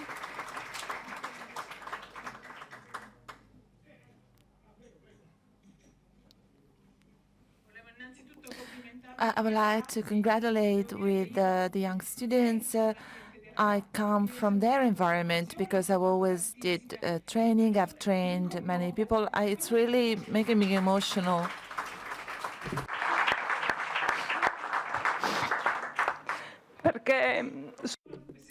Because I know this is sacrifices. I have two daughters, aged 22 and 23 years. They didn't feel brave enough to launch in the Erasmus, but they want to do it at the university. Sorry.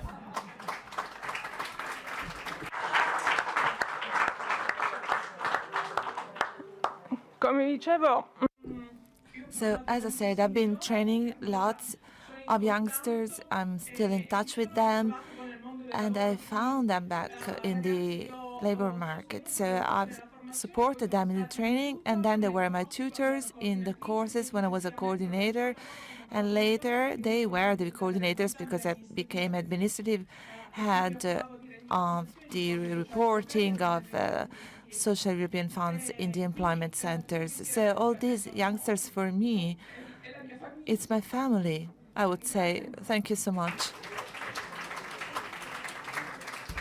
Molto bella questa.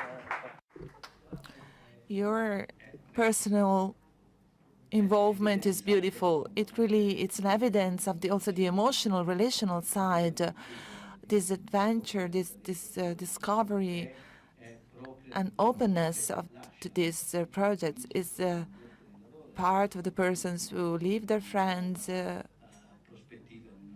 and plunge into this new experience.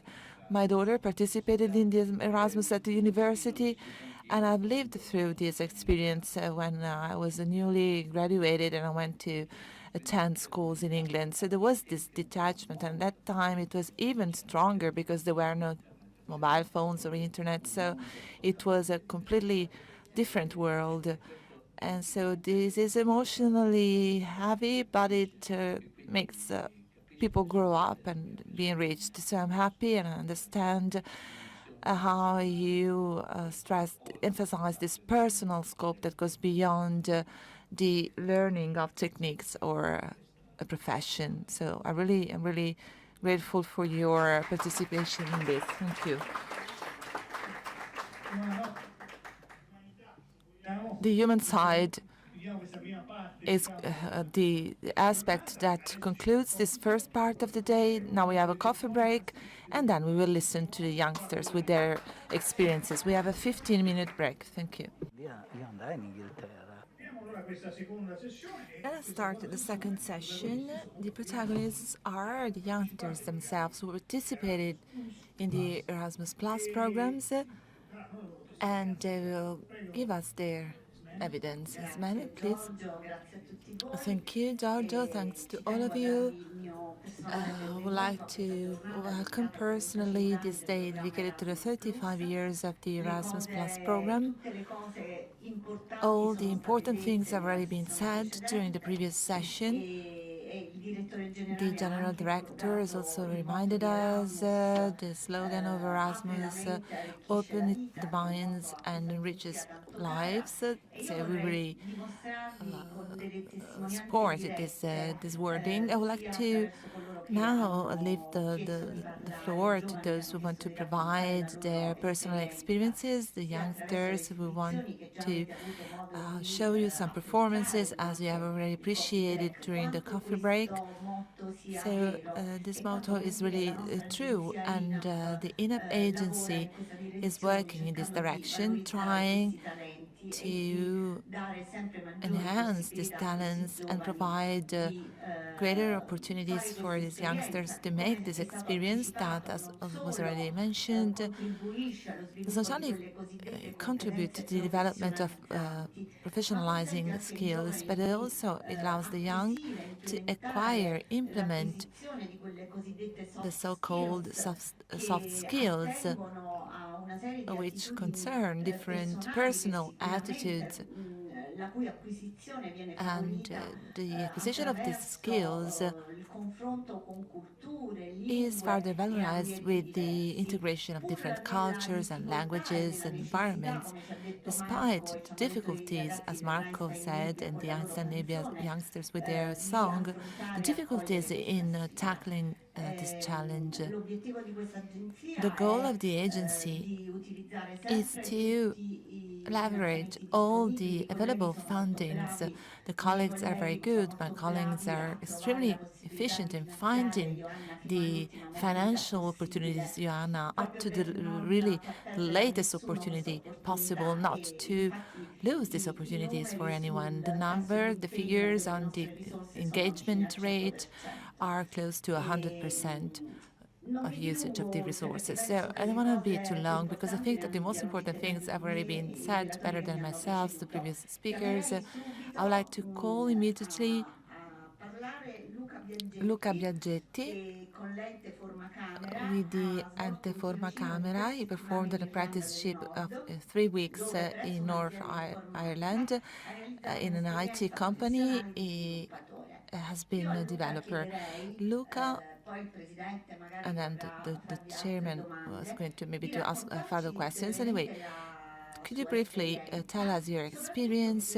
Especially, we'd like to know, Luca, what has left it to you on the motivational level, and if you would suggest this experience to your peers and why.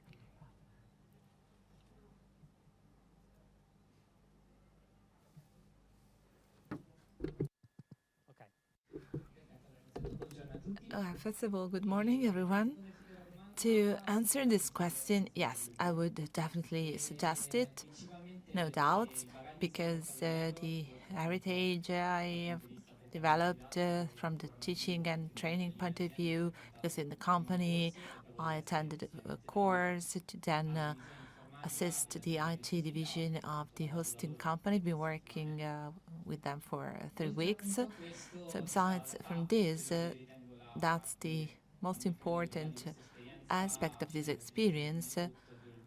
It's the personal heritage that I've developed. I was 16, I was at the 3rd year, now I'm at the 5th year. Anyway, I still have this memory of being aware, of being capable of dealing with everything by myself. It was the first time I was out of my house for so long alone. And maybe it's not that nice to say, but I really didn't miss my home because I realized that I was self-sufficient more and more, because there you are left at yourself in a positive way. If you need help, there's always someone, but this spurs you to think about yourself at your personal growth and put it as a priority, and to be more self-confident in the end. I stayed for 3 weeks. Then, of course, it can vary. Would you recommend this to your peers only for this capacity of being autonomous? Am I correct? Or are there also other reasons? Not only for this. I would suggest this experience to all my peers as you have the possibility now or in the future projects from year to 2027, of course. Absolutely, if you have the certification, do apply. It's not only for this. This is one of the thousands of reasons. If you go abroad for the first time, simply put, it's different compared to staying in Italy. So it's a personal growth, being aware of one's capabilities, improving the language, and working capacities, because in this case, this experience was teaching and training at work. So it's the first experience in labor market, in the labor world. It was the first experience for me. And this led me, after 2 years, so I'm one of those who found immediately a job when I came back. I been working for 2 years now in the same sector, not in that company because it's too far, it would be complicated, but the way in which you relate in the context of a work with your managers, so you have to, of course, to interface with them, and so it's personal growth 100% from any perspective, simply put. I would like to ask you, after this experience of being out, away from the family, and so you acquired this autonomy, when you came back, were you, again, under the protection of your family, or now that you're working, you still feel independent? Well, I came back, of course, and I was 16 at that time, so I had to go back.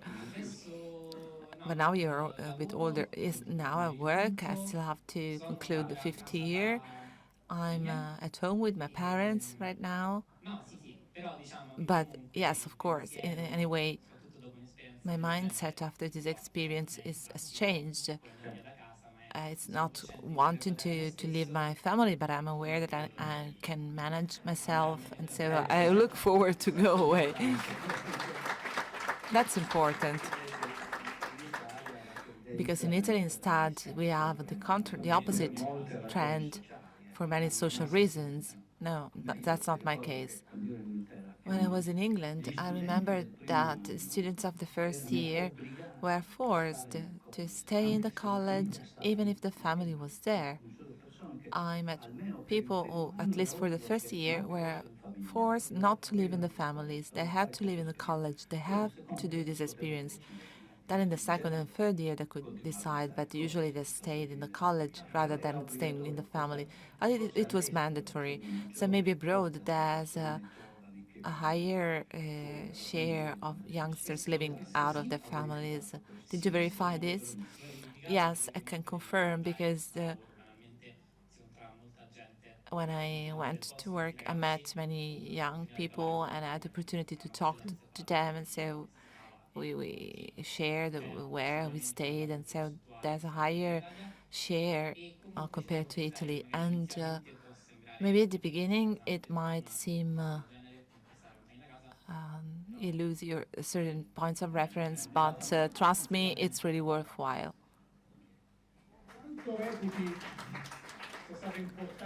How would you consider important these 3 weeks there for the job you're doing right now? And if the job you're doing right now is the one for which you're studying, if there is a matching between your education path and the work? Yes, the experience helped me to understand how the job world works, especially in the IT sector. That's what I'm studying, and yes, it's where I'm working right now. I'm creating an app, basically, so yes, it's in line with what I always wanted to do with the education career, because I attend an IT technical school, so this was maybe the ideal path. I've been studying in the IT sector. The Erasmus experience was in the IT again, and so when I went back, I'm still working in the IT field. So there was a consistency, yes, and the Erasmus experience was consistent as well. Thank you. Congratulations.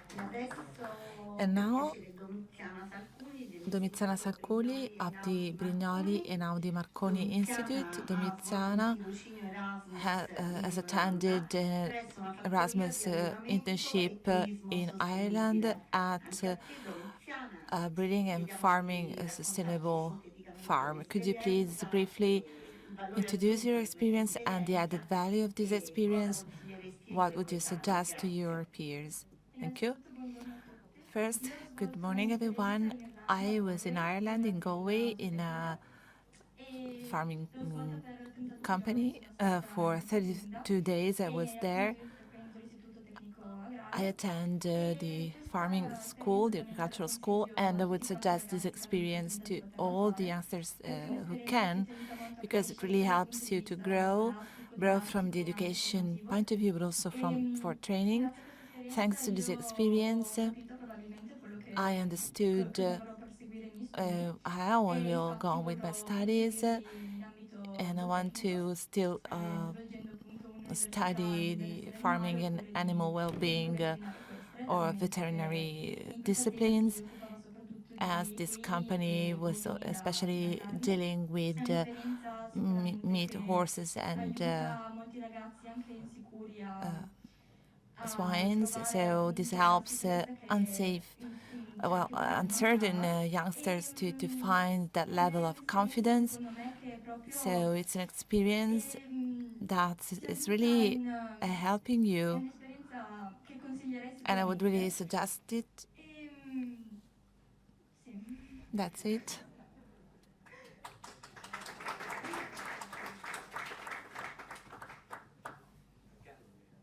In Galloway.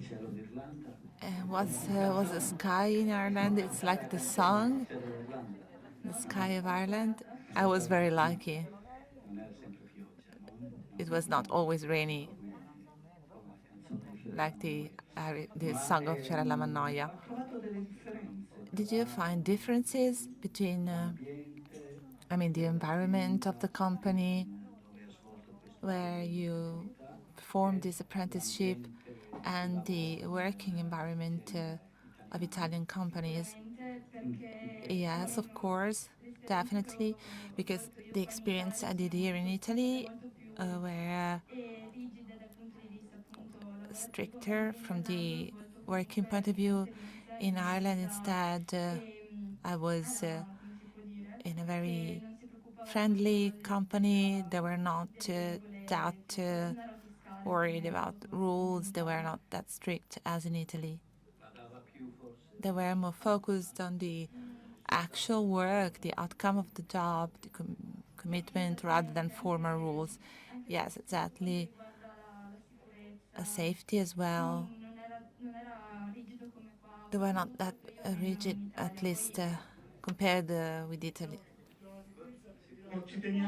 Well, we really care for safety. We have 3 people dying per day at work, so. But maybe I don't want to interrupt you. Yes, maybe it's the bureaucratic issues concerning safety that sometimes can raise some concerns.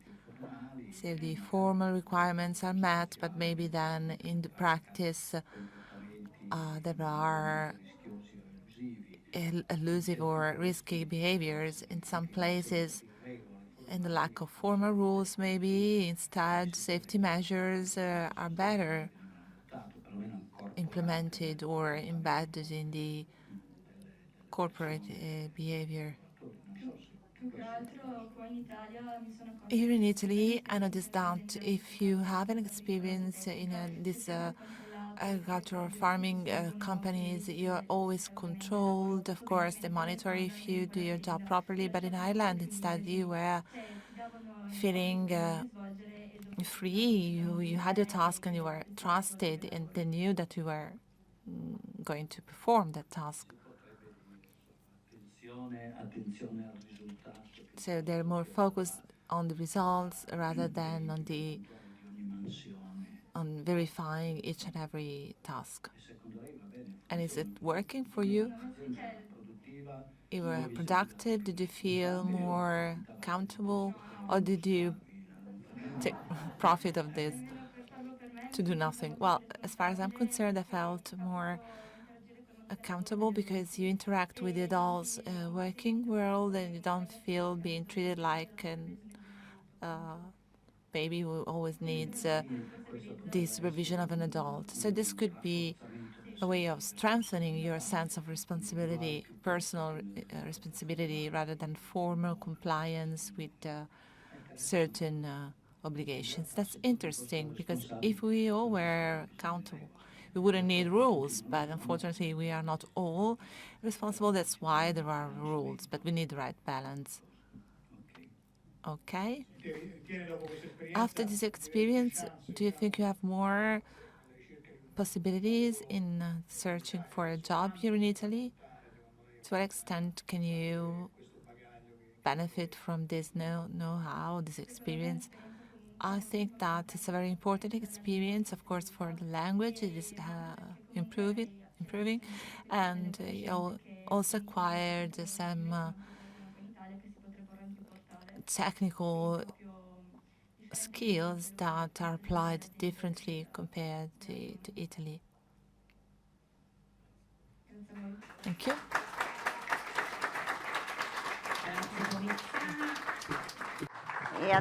Thank you, Domiziana. And now, Matteo Di Girolamo from the Einstein Nebbia school. He participated in a traineeship in the bakery field. We will also have a performance of the skills. In fact, during the lunch break, we will have a surprise. And he studied for 30 days in Réunion.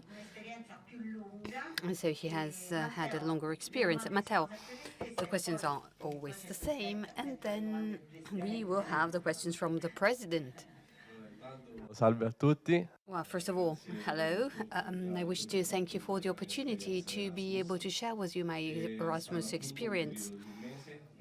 I spent a month in the island of Réunion, in the French territory, in a 4-star hotel.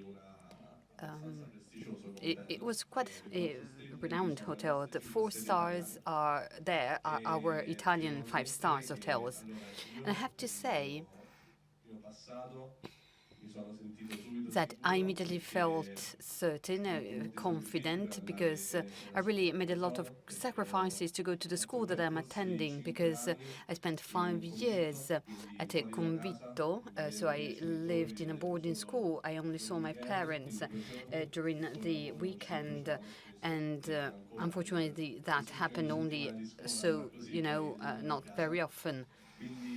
So I have always, when I applied and when I left, I was certain that things would go well, and I knew that I would adapt to the situation. However, I found myself in a totally different situation, because it was an island. The climate was quite different, because in December I could go to the sea, you could go to the beach, to the swimming pool after work. However, I didn't really know the people, because in the kitchen, people always travel very fast. There were many people, many guests at the hotel, so it was not easy to make friends. But after the first week, I made friends with the personnel. They were wonderful people. I still have contacts with them. I write to them. I'm in touch with them. I tell them about Italy, and at times they send me photos of La Réunion. They even asked me to go back in June. And they said, after the exams, if you want, you can already sign the contract and you can come back, because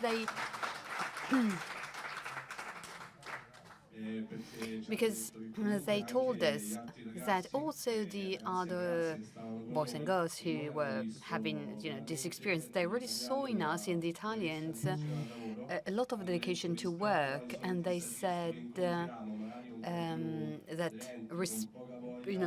compared to other trainees, we were faster.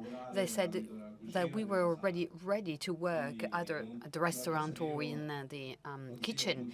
So it is something I would certainly recommend to everyone, because sooner or later, we, especially in the catering industry, we will travel. I had the opportunity to discover new dishes, new ingredients, something totally different from Italian. Also because the Réunion kitchen is a fusion kitchen between the Creole and the French kitchen. So you can study, you can learn.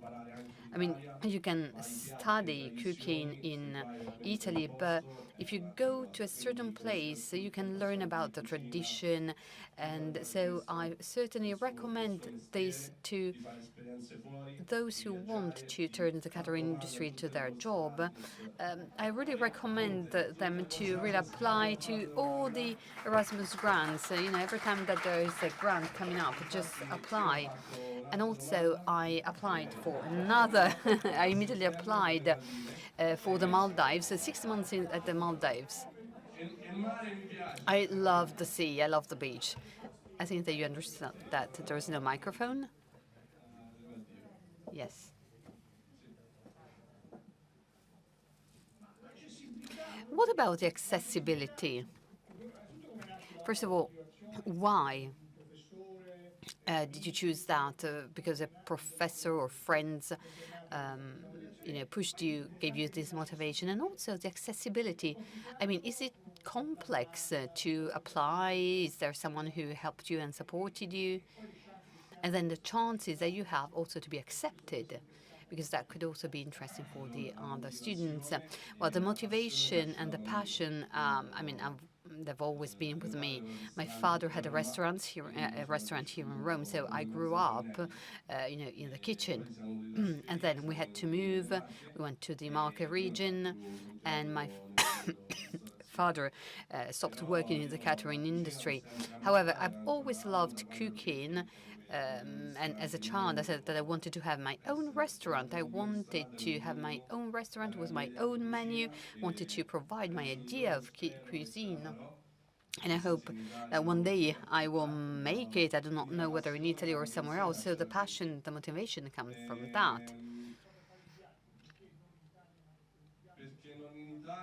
Why not in Italy? Well, because for me, the first thing that pushes a chef to do the best to cook is curiosity. Curiosity is fundamental in the cuisine, because the more you travel, the more you're curious, the more you discover new techniques, new dishes, and new styles. Cooking styles, the better you will cook. So that is my motivation. First of all, curiosity. This is something that I've always had. I've always wanted to travel. So as soon as I had the possibility to apply, and it is very easy to apply, and also I wish to thank our Professor Ludovici, because she really supports and loves all her students. She really takes all her students on the palm of her hand. She's always ready to answer, to call you. She's a wonderful teacher, and it is also thanks to her that the school, our school in Loreto, actually manages to carry out all of these projects. So you worked in cook? Yes, I worked in cooking, and I was in charge of the. And did you learn anything about French cuisine? Because the French cuisine owes quite a lot to Caterina de' Medici.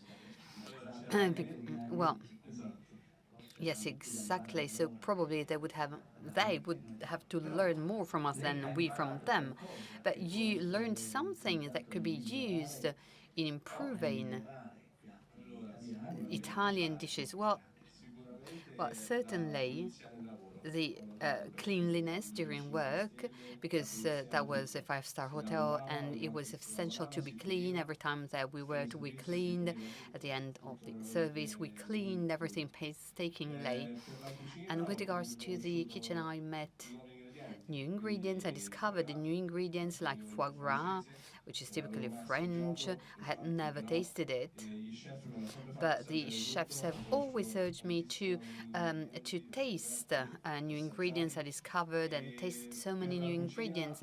And with regards to the cuisine, well, I discovered them in Italy. It's a bit difficult because in Italy we do not really love the taste of foie gras. It is a very strong taste, so it is not so present in our tradition. But I have to say that order and cleanliness are fundamental, and I still do that when I work in the restaurant where I worked. I still implement those techniques that I learned. So, for instance, also the selected garbage collection, to always have a container, a box for everything.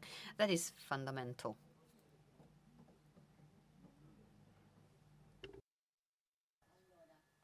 Grazie mille. Thank you, Matteo.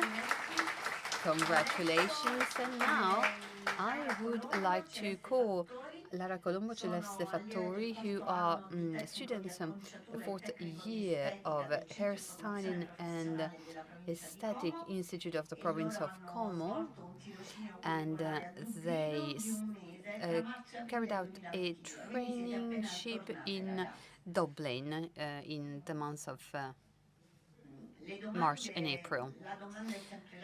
So you've just come back. The question is always the same. What left you this experience? What did this experience left you, and would you recommend it to your peers? Well, first of all, good morning. I would certainly recommend it to everyone because for me personally, it has helped me grow enormously. Before leaving, I was very shy. But when I came back, I realized that this experience helped me to open up. It made me feel more self-confident, and I learned to relate better to other people, to be more open, and this is fundamental in my view. And also made me much more curious. And in our sector, aesthetics, this is fundamental because it is fundamental to always be up to date,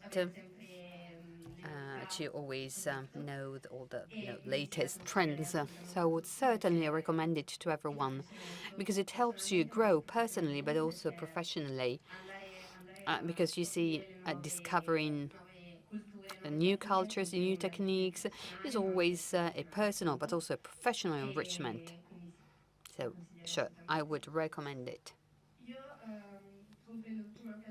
I agree with what she said, and especially I think that it is very helpful to see different cultures, and so you can compare techniques, procedures, or also how other cultures approach clients. I grew a lot, professionally, but also personally. And I would recommend this experience to everyone, especially to our peers. And in fact, we want to follow the 6 months period. We want to go back to Dublin because it really we cherish it in our hearts. So we would like to go back there. It will be a dream for us.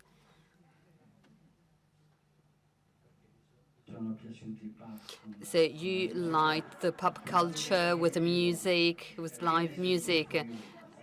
Goodness, it's good for you. So now I was wondering, well, you certainly discovered new hair techniques because in Anglo-Saxon countries, well, they eat very badly. But with regards to hair care, they are a bit, obsessed with that. They have a specific care for hair care. So people do not care about what they eat, about their food, but they always care about their hair. But during your activity, did you speak with clients? Do they speak with clients as in Italy? Because hairdressers is a place for gossip and exchange. And how did you fare with the language? Did you manage to easily speak to the others, or do they not so much bother clients while you work on the hair? Well, I am a set hair, and you see, no, they do not really communicate with clients, for instance. Well, it is true that they are nearly obsessed with hair care. In fact, many clients even came 3 times per week, even simply. You see, well, that's the way it is. I know that. Even simply to have their hair set or simply to have a shampoo. In fact, at times, I only did the shampoo, and the client went out with wet hair without even wanting their hair set. And what about communication? Well, communication actually that was very different for me because we didn't gossip as we rather do here in Italy, but rather that was simply a matter for the hair care, because at times, yes, people communicated, but it is not very common. I mean, we would simply style hair. And whereas in Italy, this aspect, this communication, this aspect is very relevant. You know, the availability to listen and so on. It is a different. What would you prefer? Well, you know, communicating with clients can be very helpful, especially to understand what the client wants, what sort of what the his or her goals are. For instance, if the client wants to have to lighten up, you know, her hair, so communication is fundamental. And how much of what you learned there would you bring to your working experience in Italy? Well, I'm a beautician, and my center worked differently than here in Italy. They worked 3 times more than in Italy. Their agenda was always full. They had a lot of appointments and they work much faster. Whereas here in Italy, in the centers where I've been, they worked at a slower pace, so they have fewer clients. Whereas there, they work much faster. They taught me to be productive, to work faster, but also to be clean and orderly, and also to look after the client properly, even though we worked faster. So I think that I learned to be faster, to work faster, and to be more professional. So I think that this is the advantage that I learned. So customer care, so the Anglo-Saxon culture. Also, when you go to a restaurant, for instance, there is a lot of attention, you know, customer care. They always smile. So you see also this aspect. Do you see your professional future also to be in Ireland, or do you only see yourselves in Italy? Who knows? Maybe they will find a partner in Ireland. Well, we will see. I would like to travel. I would like to discover new cultures, new techniques in the aesthetics world, because I've already noticed the many differences between Italy and Ireland. So I would like to discover, to see what is out there in the rest of the world. There is no microphone?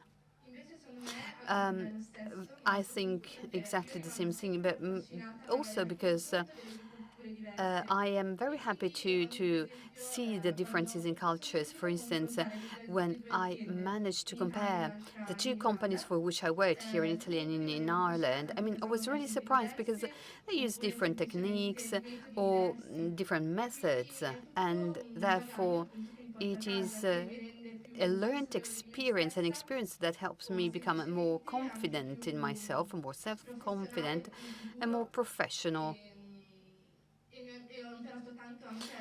And I have also learned to be independent and to also understand their culture. Grazie. Thank you. No. So we've concluded. Well, first of all, I wish to thank all of these students. We are really proud to have you here.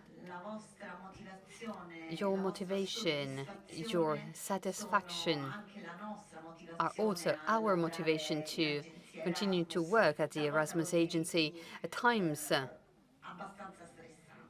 we are always stressed out, but the schools present, I would like to thank the schools present. These are the schools, Einstein Nebbia School, the Agency for VET in Como, the Opencom Center in Arezzo, the Music School of Giacomo Puccini La Spezia, Forma Camere, that is not a school, and the Brignoli Einaudi Marconi School. I would also like to add another motion of thanks. First of all, I would like to thank our president and our director, we have a lot of ideas at the agency, and at times, and I was talking about this with my colleagues when during the ISO certification we made a review of the agency, and at times we really try and stifle these ideas because we know that these ideas means new ideas means more work, but we must thank the president and director, because then when we manage to have the courage to do things, they never said no. So you see, the fact of having this management that motivates and really encourages you means a lot to us. So thank you for the work that you carry out for the Institute. I wish to thank the European Commission. We will start to meet in presence, and we'll be in Brussels next month with some of the colleagues.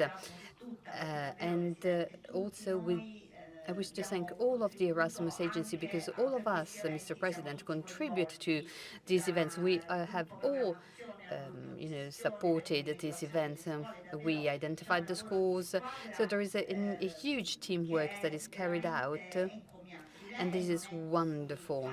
And it is not so easy to carry this out.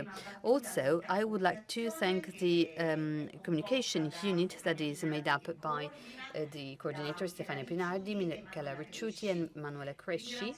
I wish to thank the INAP communication unit, because they supported us in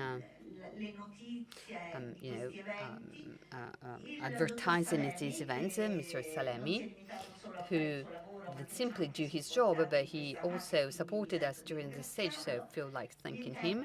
The interpreters, who have been, once again, wonderful. Also, the sign interpreters.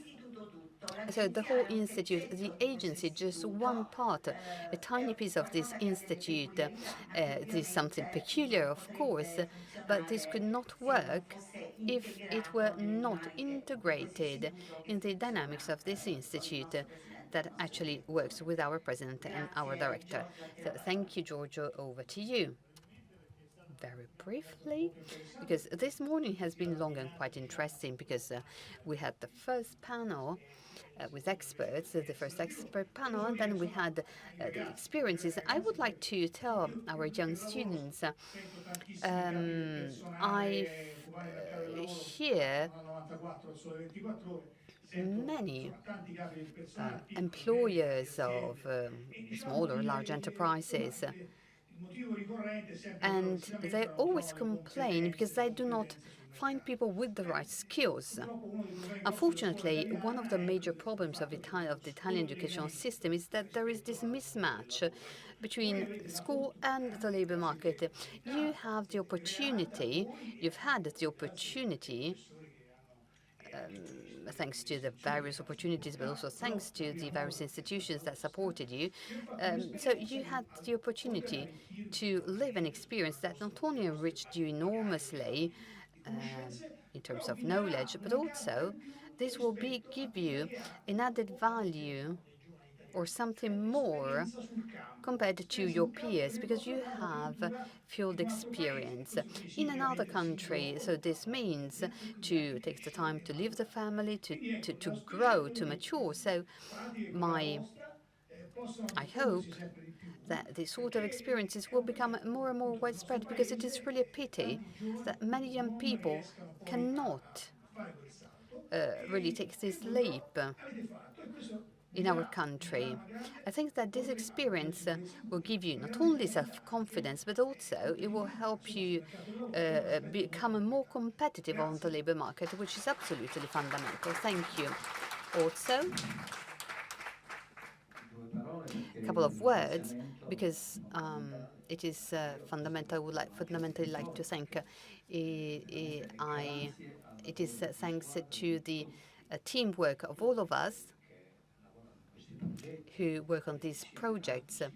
I would like to thank all those who work on the Erasmus projects, and I think that myself and the director, well, I think that we have really taken stock of of our experience, because we decided to make everyone aware and responsible. We favored integration and collaboration, and also a climate of shared responsibility. So I really wish to thank all of the small pieces of the jigsaw. Every piece is important for the final product. So, and I wish also to thank all the teachers, all the educators. As Mr. Pugliotti rightly said, probably Italy's problem is that we need to provide an education that is not simply a formal pathway in which you achieve a final qualification, but Italy's educational system should actually favor an ongoing learning process that somehow answers, meets the new needs in society and in the industry. So this can only happen through the collaboration of the two stakeholders that are involved in formation, so the tactical, the learning, teaching part, but also the students. So there is this part of the learning and of teaching, and learning relies upon curiosity, because you do not simply learn through books, and this really goes to show that everyone learns from experience, from adaptation, from the environment in which we live. So when the two parties meet and join forces, the capacity to connect teaching to the necessary skills, the necessary skill needs, is absolutely vital. Of course, the students we heard really have a huge desire to learn. They are curious. And then, to conclude, I would like to tell you that the industry, the educational system, the vocational training system starts early in childhood, and it is a fundamental educational tool to promote the human capital of this country.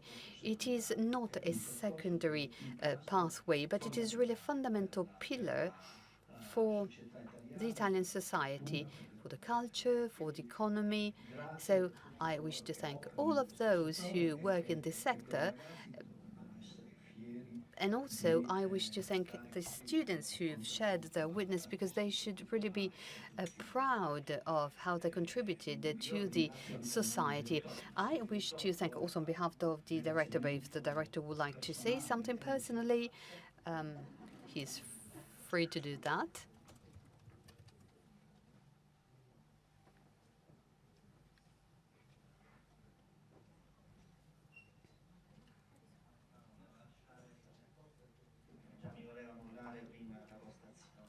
I will speak from here. I mean, as the President said, there is a whole team that has worked to promote this activity. And this activity has been really satisfactory for us, because it produced a lot of important outcomes, not only in Italy but also abroad. It is thanks to these well-organized activities that we can actually have more and more beneficiaries, and we can provide quality and substance to all those who will live this experience. And then from the young students, we heard that they are very happy, they're satisfied, they recommend these experiences to their peers. So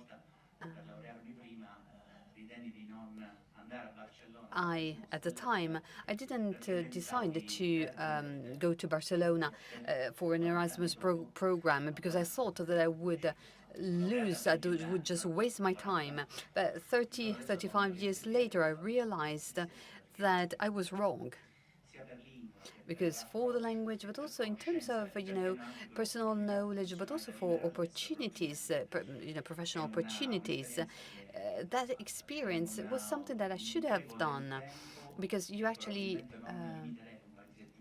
I would not limit this experience to a couple of weeks, but probably to a couple, 3 months, because of course you have the time in which you have to adapt to the new context, and that takes time, and then you have you actually experience the actual experience. So I think that 3 months would be the best, period. So it is a wonderful alternative to the former military service, because that was also a formative experience for many young Italian males. Well, we had the military service, but that was also a fun experience.